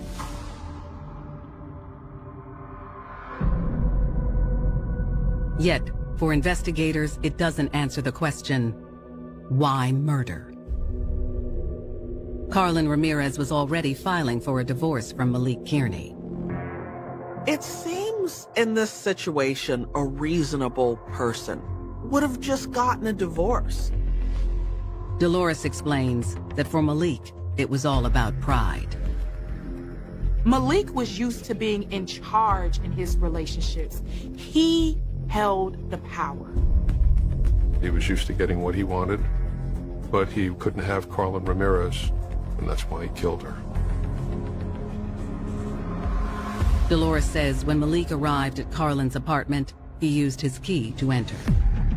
Mr. Kearney planned to leave no trace behind. Once he shot Carlin 3 times, he reached for his daughter and placed her into Carlin's arms. To have a child laying in that crime scene. In my career, I'd never seen anything like that before. It was horrible. Dolores said that they discussed the fact that he wanted to kill Carlin Ramirez, where the next day was a work day, that when Ramirez failed to show up at post, someone would look for her and find the baby. Malik left his child without a mother. It was very selfish. As he fled the crime scene, Malik left the patio door open to make it look like a robbery. He then made the 500-mile trip back to South Carolina, where Dolores was waiting. Dolores sat in Malik's apartment on his couch with his phone. She sent text messages. She sat and watched movies and waited patiently. When Malik returned to South Carolina, Dolores burned his clothes. She threw the murder weapon into the water.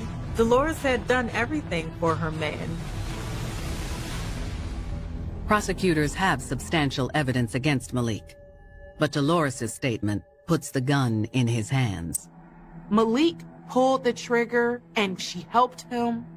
Dolores certainly indicated that she regretted what had happened to Carlin Ramirez. But when Malik contacts Dolores from jail, will she fall for him one more time and wreck the state's case? Malik had her under some kind of spell, but she didn't even realize it. October 2016. In Severn, Maryland, Dolores Delgado has admitted to her role in Carlin Ramirez's death.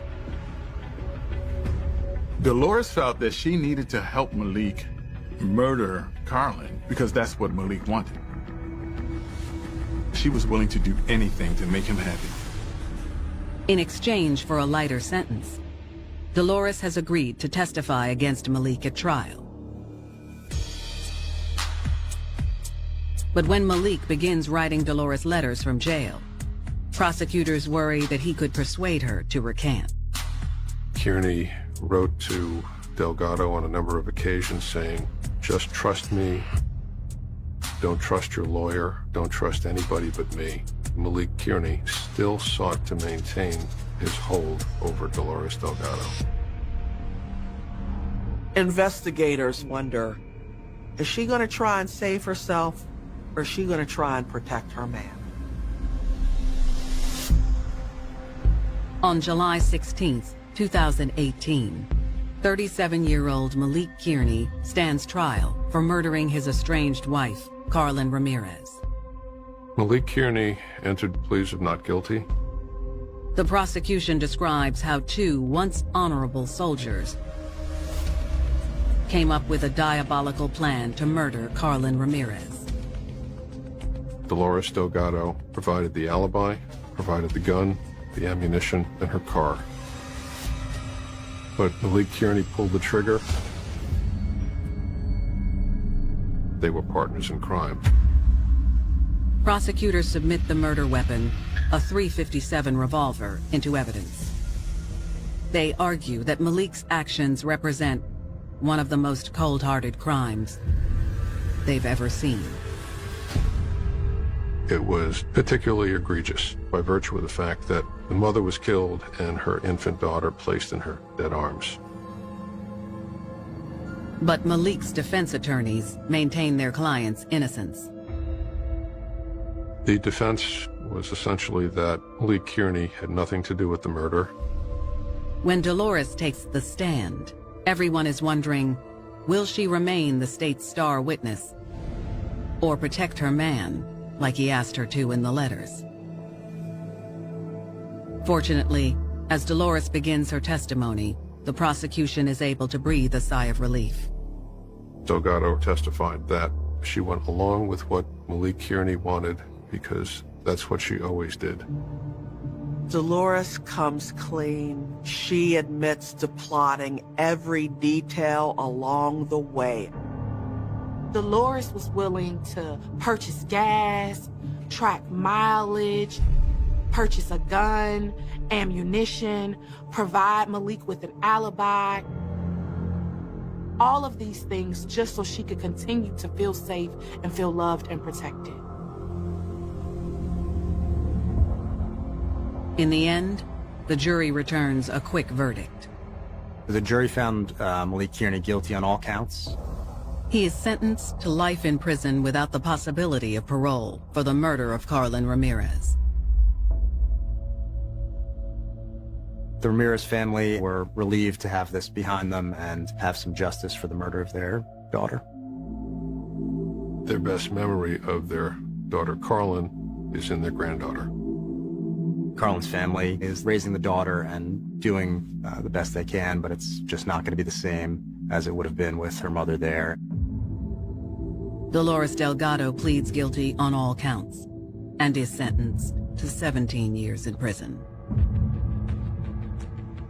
Dolores Delgado was looking for love in all the wrong places. And boy, did she find love with the wrong man. Dolores was deeply connected to Malik. And that deep bond, it sort of causes love to become blind to a certain extent. But Malik saw Dolores as a person that he could easily manipulate. Dolores was in all the way. She wanted what he wanted, and even if he wanted another woman dead, she was willing to do whatever it took for her man.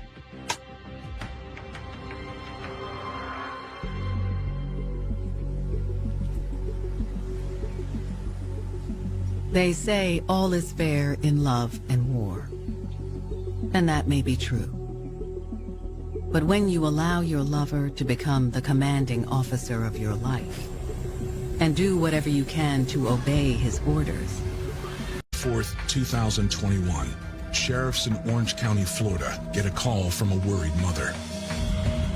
She says her daughter, 19-year-old college student Mia Marcano, is missing.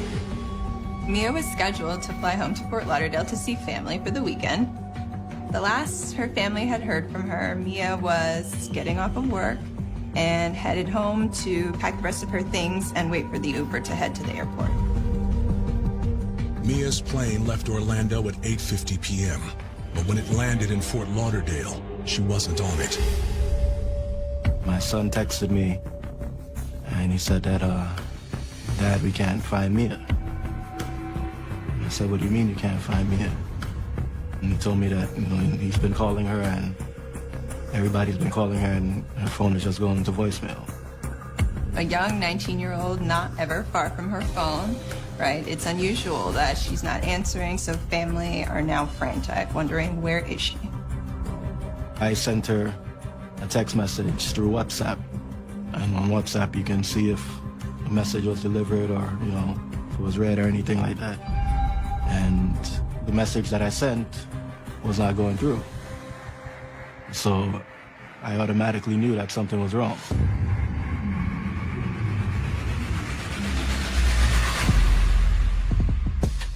Mia Marcano was born on April 26, 2002. She was the second child of South Florida DJ Marlon Marcano and his wife Ema Scarbrio. Holding my baby girl for the first time was one of the greatest feelings ever in life. I mean, the bond from day one was just unbreakable. She grew up in the city of Pembroke Pines. That's where she did her elementary, middle school. After her mom and I got divorced, her mom moved back to the Virgin Islands. And, certain summers, the kids will go down there, spend a few months. Mia did a couple semesters of schooling over there. But then she came back here to Florida and she finished up high school. Mia loved many things. She liked to model, dance, cheerlead. She enjoyed music, hip-hop, soca, calypso, which made sense because her dad was a really well-known DJ. And so music was an integral part of her life. She grew up to be, a child of love that would just light up any room that she walked into. But like many students her age, Mia's high school experience was disrupted by COVID-19. When we were in the heart of COVID, so for Mia's senior year, she missed out on prom, she missed out on the senior trip, and she missed out on graduation. So after all that hard work, You don't even get to walk and celebrate. At the end was, you know, it played a toll on her. Mia hoped college would be different. But the pandemic continued through her freshman year. She had an apartment, and she shared it with 3 other roommates at that time. And it was a whole semester went by, and she didn't even see the campus of school. Everything was done online. When the campus reopened in the fall of 2021, Mia decided to make a few changes. Initially, her goal was to do nursing, but then she didn't want to go through all the extra long years of nursing, so she switched over to sports medicine. Instead of getting a dorm, Mia decided to get an apartment off campus where she also worked in the leasing office to help pay for her studies because she was able to get a discount on rent.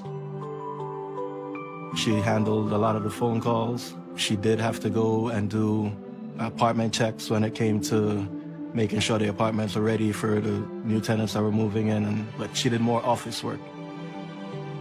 By September 2021, Mia had settled into her new routine and was looking forward to the new school year.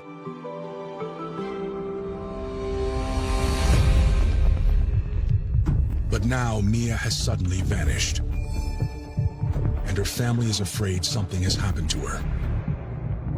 Her mom, who is Emma, and she's in the Virgin Islands, she actually calls the Orange County Sheriff's Office, and she requests what we call a welfare check because she hasn't heard from her daughter.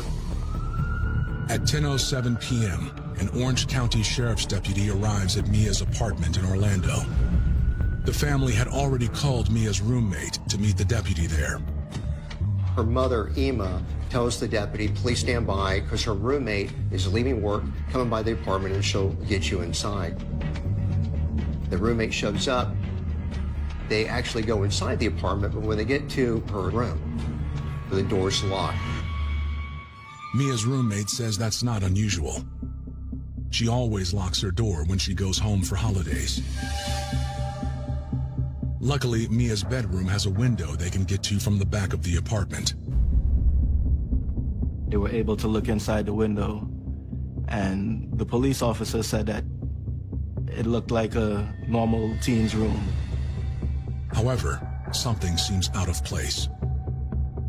The deputy notices that the window for her bedroom, which is not locked, and he can actually push it open into the room. The roommate acknowledged that that was extremely unusual because her father, when she moved in, had put locks on all the windows, and these aren't just normal locks, they're very difficult to remove.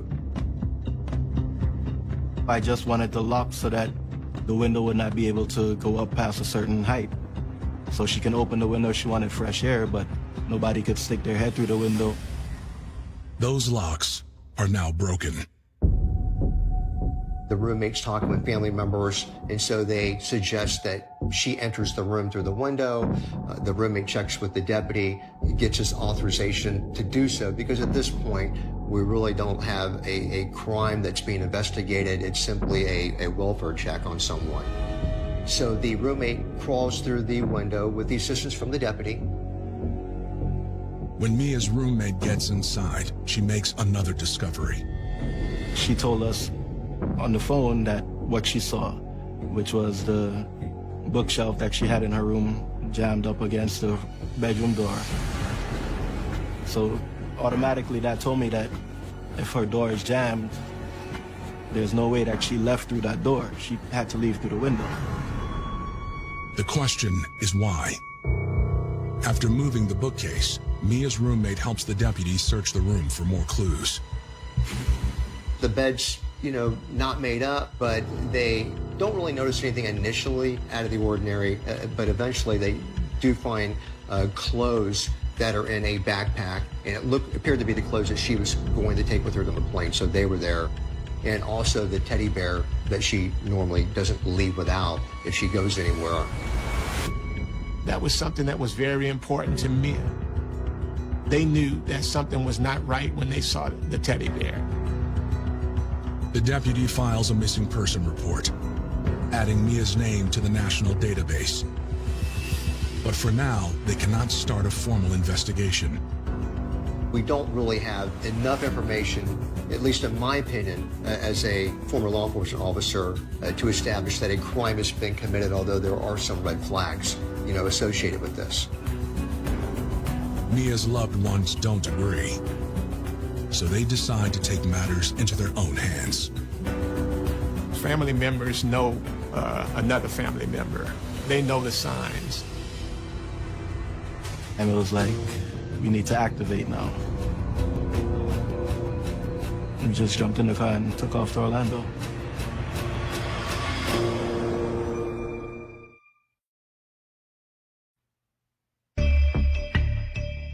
The family of missing 19-year-old Mia Marcano is worried about her disappearance.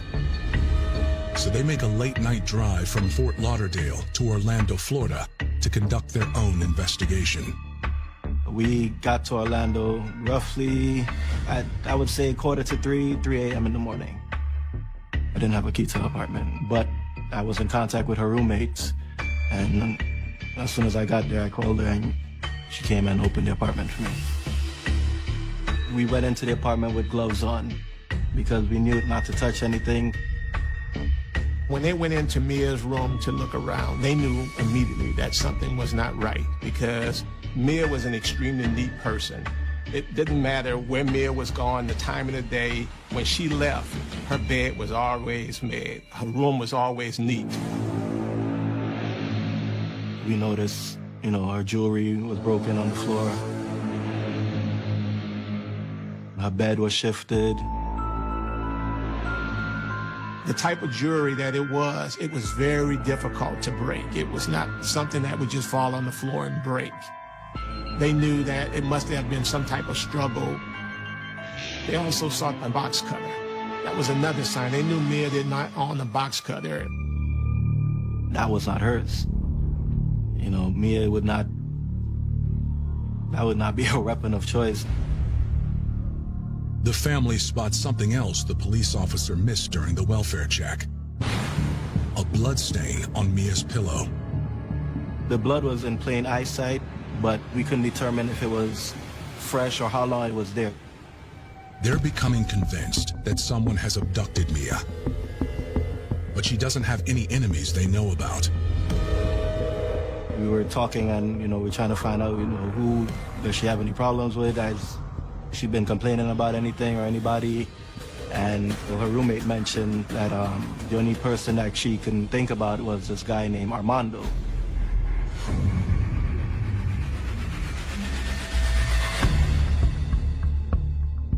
The man Mia's roommate is referring to is Armando Caballero, a 27-year-old maintenance worker at the apartment complex. With her bubbly personality, Mia had no difficulty making friends at work, and she caught the eye of one of her coworkers, Armando Caballero. Initially, Mia and Armando exchanged text messages. They were friendly, but over time, Armando became a little more insistent than Mia would have liked. Mia's roommate shows them copies of the texts Mia had forwarded to her. And some of them are quite alarming. There was a time when some of the text messages that he was sending her got a little too personal, maybe even a little offensive to her. One very inappropriate text that he sent her that had sexual overtones in it that seemed to really upset her. The roommate says Mia politely turned Armando down, but that didn't seem to stop him. There were some instances of him attempting to send her money that she didn't ask for and did not want. She would reject the money and send it back to him, and he would in turn send it back to her. His whole rationale that he told her for doing that is that he had saved that money, and I believe it was about $600 to take her out and wine and dine her with. But when she was resistant to his advances, he said, go ahead and use it for whatever you need to use it for. There's some guys that just simply, they're infatuated. They don't want to take no for an answer. And they'll do whatever is in their wheelhouse or what's available to them or what's worked before. After that, Mia made it clear she wanted Armando to leave her alone.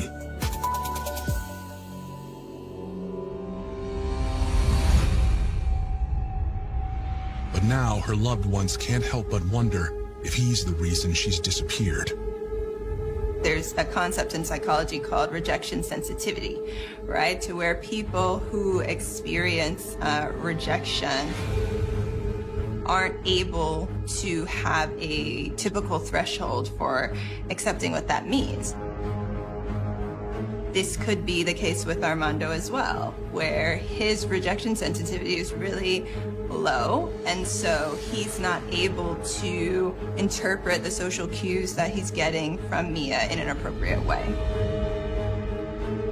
He cannot get over the thought that he is being rejected by this person who he has claimed to be in love with.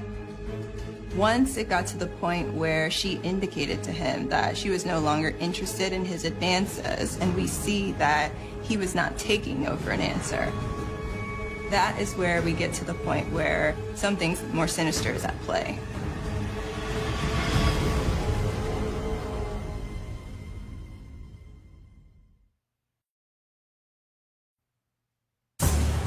Mia Marcano has been missing for less than 24 hours.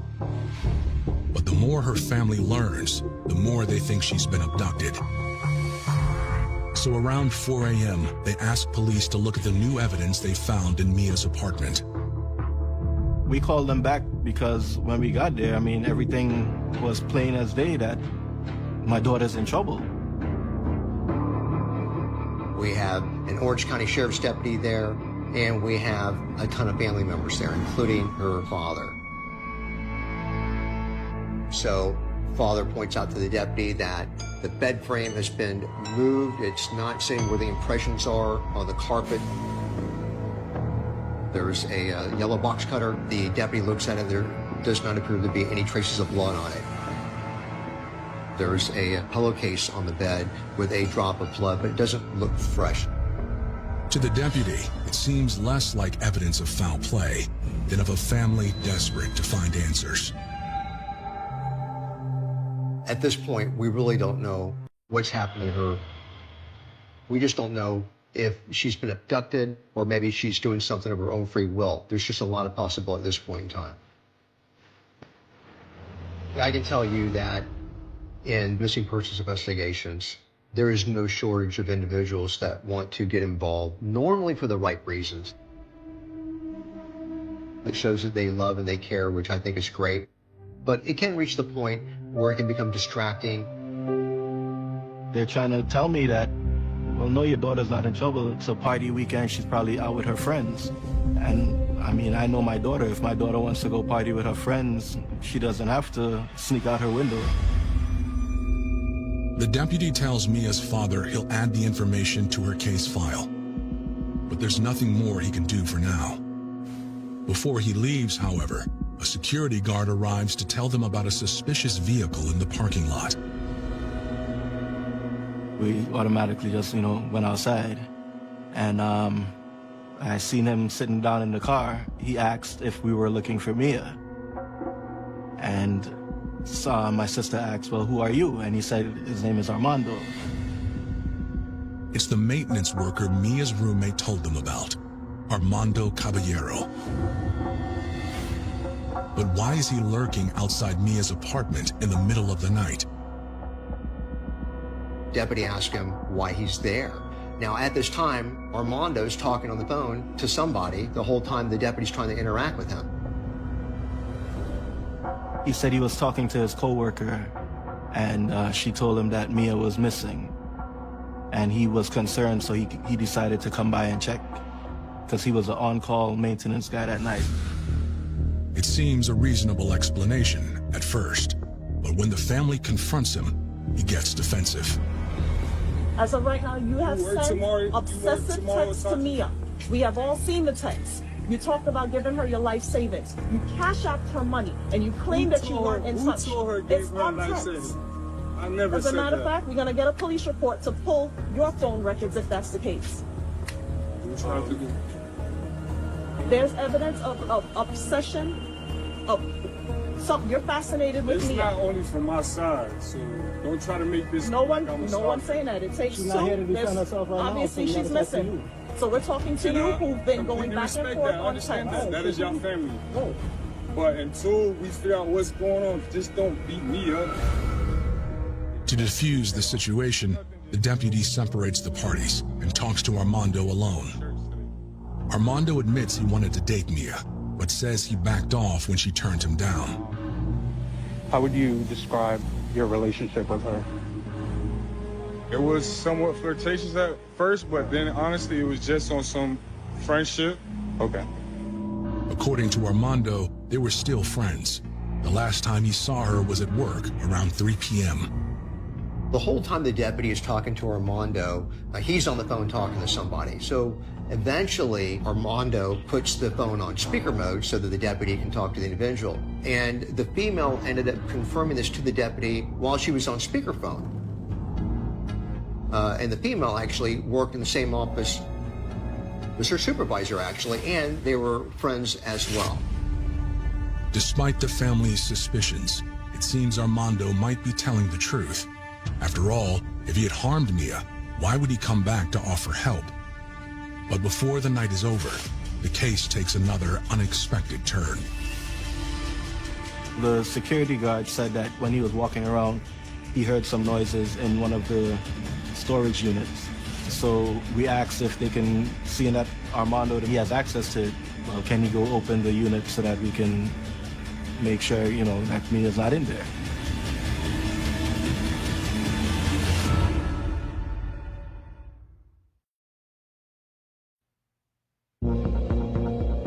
The family of missing college student Mia Marcano have confronted the man they think is connected to her disappearance. 27-year-old maintenance man, Armando Caballero. Strange noises coming from one of the apartment storage units makes them wonder if he stashed her inside. Armando and the security guard went to the storage unit and they came back and said it was cleared. The family remains convinced Armando knows more than he's saying. But with no evidence to hold him, at 6:29 a.m., the deputy tells Armando he's free to go. Mia's father isn't happy about it. The deputy took Armando's information, his name, his address, phone number, and told him to have a good night.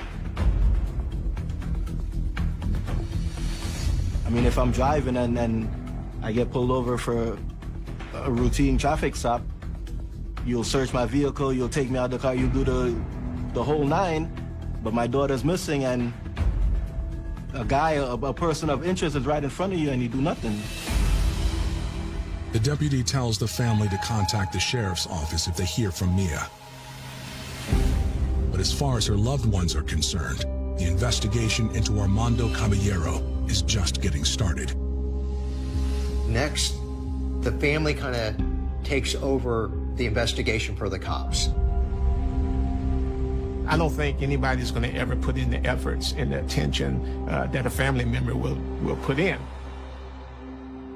While some family members distribute flyers around town, others drive to nearby Castleberry to spy on Armando. They were all ladies. They had already gotten Armando's address and everything from when he was there that night, so they decided to do their little investigation on their own and drove over to his complex. I didn't know that they were going because that's not something that the guys in the family would send the ladies out to go do by themselves. Hoping to prove his involvement, the women record their observations. Why haven't they gone into his apartment? Why didn't they search him? Not long into their stakeout, they get exactly what they were hoping for. They see Armando taking items out of his car and into his apartment. And one item of interest was a pink blanket. The blanket. Oh my God, that is my blanket. My mother was the one who purchased that particular blanket for Mia. They contact the police, but now all of a sudden they're no longer in the Orlando area, they're in Seminole County, and they have to call the Castleberry Police Department. Before Castleberry police can get there, however, Armando leaves. The women had called other loved ones who decide to follow him themselves. While I was on my way to his house, I saw him as he was leaving, and I started to tail him. And he drove to another friend's house. And when they pulled into that friend's house, that's when we blocked them in.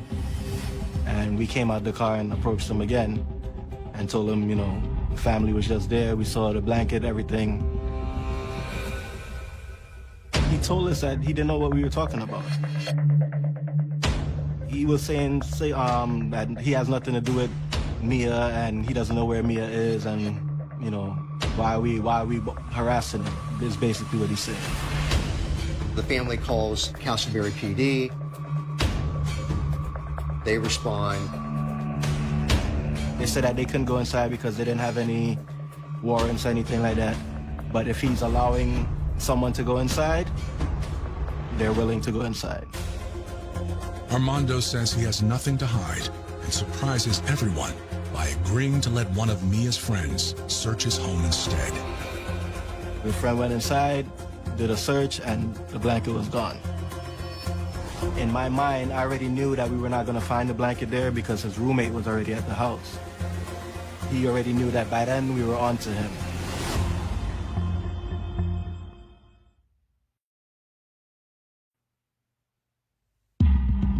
The first 48 hours are the most important in any missing persons case.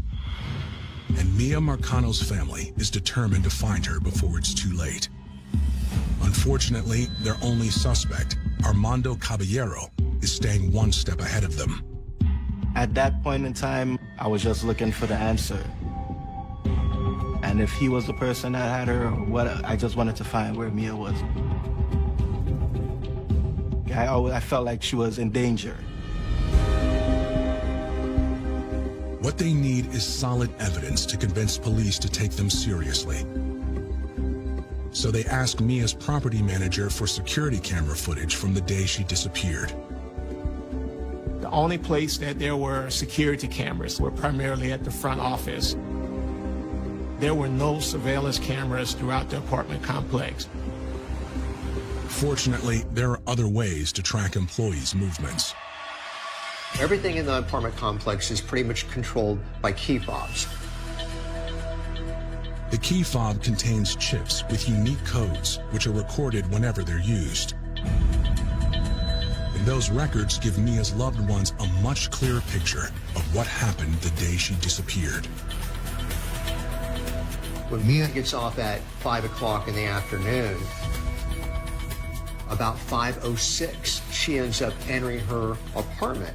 But the door doesn't lock, the double doesn't lock on it until about 5:12. So there's about 6 minutes of delay before that happens.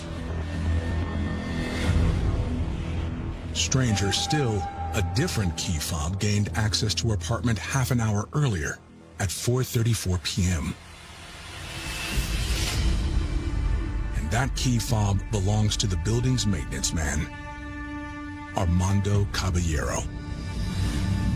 Because Armando's a maintenance worker, he has access to key fobs. And on an emergency basis for like overnight calls and stuff, he has access to key fobs in the building that will get him pretty much anywhere he wants to go. That allowed him access into every apartment. We were in disbelief to believe that a person would have unfettered access into a tenant's apartments. Within the past week, he had to fix a leak that was in her apartment, but there's no current work order. He had no business being there. There's no record of anyone opening the front door after 5 p.m. But that door isn't the only way in and out of the apartment. Mia's window was located in her bedroom. That was like at the back of the complex. For someone like a maintenance employee who's there every single day, he knows the blind spots throughout this apartment complex. He knows where he can kidnap someone and go unnoticed.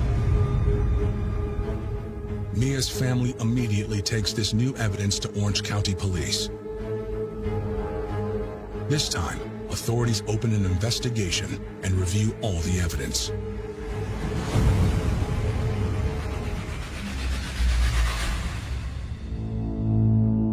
The detectives, in piecing everything together, were able to determine that Armando made it to her apartment. He called in a fake maintenance request, waited for her to come into the apartment when she got off of work, which she did.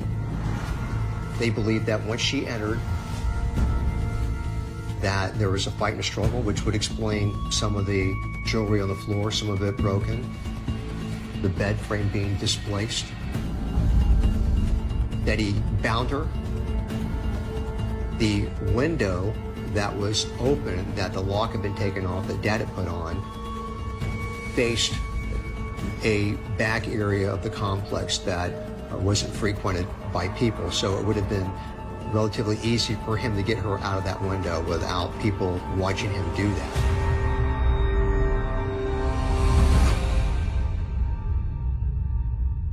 It's enough for detectives to obtain an arrest warrant, but not for kidnapping or murder yet. When the judge signs this arrest warrant for burglary, everybody's aware of what the potential this could really become. We very well may not just be talking about a burglary, we maybe ended up talking about a homicide. But when police get to Armando's apartment, he isn't there. His roommate says he left earlier that day and didn't say where he was going. At this point, Armando's on the run. He knows that the cops are looking for him, they've got an arrest warrant for him, and he's off the grid, they can't find him. Now, the cops are also looking, for her. They have cut warrants for cell phone data for both Armando and from her. They've even gotten to the point to where they've pulled GPS data for Armando's vehicle, trying to pinpoint maybe, where he went. Orange County Police put out a statewide alert for Armando, and the search begins. Several hours later, police in nearby Seminole County respond to an emergency call at another apartment complex. They tell the cops to come out because they found a body inside. Is it Mia? The cops show up, building's locked when it's normally unlocked. They gotta break the lock, get inside, and they have a male who has hung himself, and it ended up being Armando. His cowardly decision feels like a final attack on Mia and those who love her. It has just become so much harder for us to find Mia. That's all that was running through my mind. How are we gonna find Mia if the person's responsible for her disappearance is no longer here? I'm just trying to, rationalize and think that maybe that's why he decided to take the easy way out and commit suicide, because he knew that we were onto him and there was nowhere to go.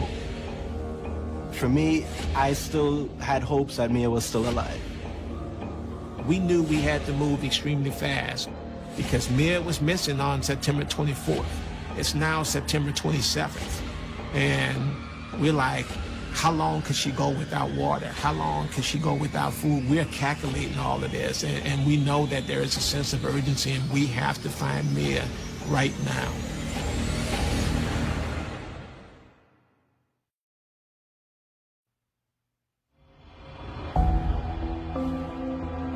The search for Mia Marcano has been derailed after the prime suspect in her disappearance, Armando Caballero, killed himself. But Mia's loved ones aren't about to give up now. If she's still alive, she might not be for long. After it was announced that Armando Caballero had committed suicide, our search for Mia intensified, and the family's search for Mia intensified. You did not hear anyone saying, we have to return to work in 2 or 3 days. What I heard was that we are not leaving Orlando, Florida until we find Mia. It doesn't matter how long it takes. This is our home, and we're gonna all be in this until we find Mia. The family took it upon themselves to actually privately hire a canine to assist in trying to find her, because remember, we're frantically trying to find, where she is. Search and Rescue of Central Florida is a volunteer organization of canine handlers and canines. It's all about closure for us, and it's all about bringing closure for the families and certainly for law enforcement. But it's basically trying to find a needle in a haystack in many cases. By October 2nd, Mia has been missing for a week. But her family holds out hope as searches continue. Every morning I would call the detectives and try to get them to give me a briefing as to where they are in the investigation, did they find anything, any new leads. And that particular Saturday morning, I think I called him and no one answered. But then when the detective called me back, he said, "How soon can you get here?" When I pulled up to the sheriff's office, they told me to drive around to the back. I come out the car, and the detective comes up to me and he says, "We got to tell you that the search party is out there today, and they found the body, and they think that the body that they found is that of my daughter." My knees buckled on me.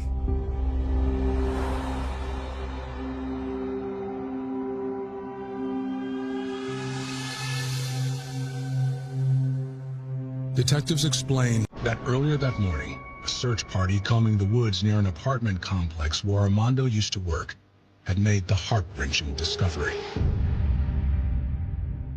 You could tell that her hands have been bound behind her back with tape. Her feet have been bound. The tape was very similar, if not identical, to the tape that law enforcement found that Armando had in his possession and that he had access to through his work. Some believe he killed her to pay her back for turning him down. As police dig further into Armando's background, they discover this wasn't the first time he sought revenge for being rejected. Armando Caballero had actually had an incident with another tenant at an apartment complex that he allegedly worked at. He offered this young lady out on a date. And when she refused to go out on a date with him, he threw weights through her window.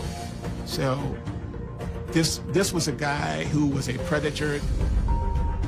This was a guy who we believe that he was getting jobs at apartment complexes just so he would just have the opportunity to just prey on young women. On October 13th, 2021, the Marcano family lays Mia to rest. I think the notion of closure with something like this is really hard to try and articulate in words. I understand that there was a really beautiful service for Mia, and she was surrounded by family and friends who loved her. But with Armando dying by suicide and the many unanswered questions that are left, to me, the notion of closure really isn't possible at this point. So you tried to have a service for a princess. And I'm hoping she's happy with what we did. To preserve Mia's legacy and to protect other young women like her, the Marcanos lobby for a new state law to stop predators like Armando Caballero from abusing their positions, which is passed in August 2022. Mia's law is set in place for tenant safety. That's the main issue. And to, again, prevent other families from having to go through what we went through. Mia's law makes it a requirement that in order to enter a tenant's apartment, no longer do you have to give 12-hour notice. You have to give 24-hour notice. There's also has to be a background check, an extensive background check conducted on the employee before they are hired.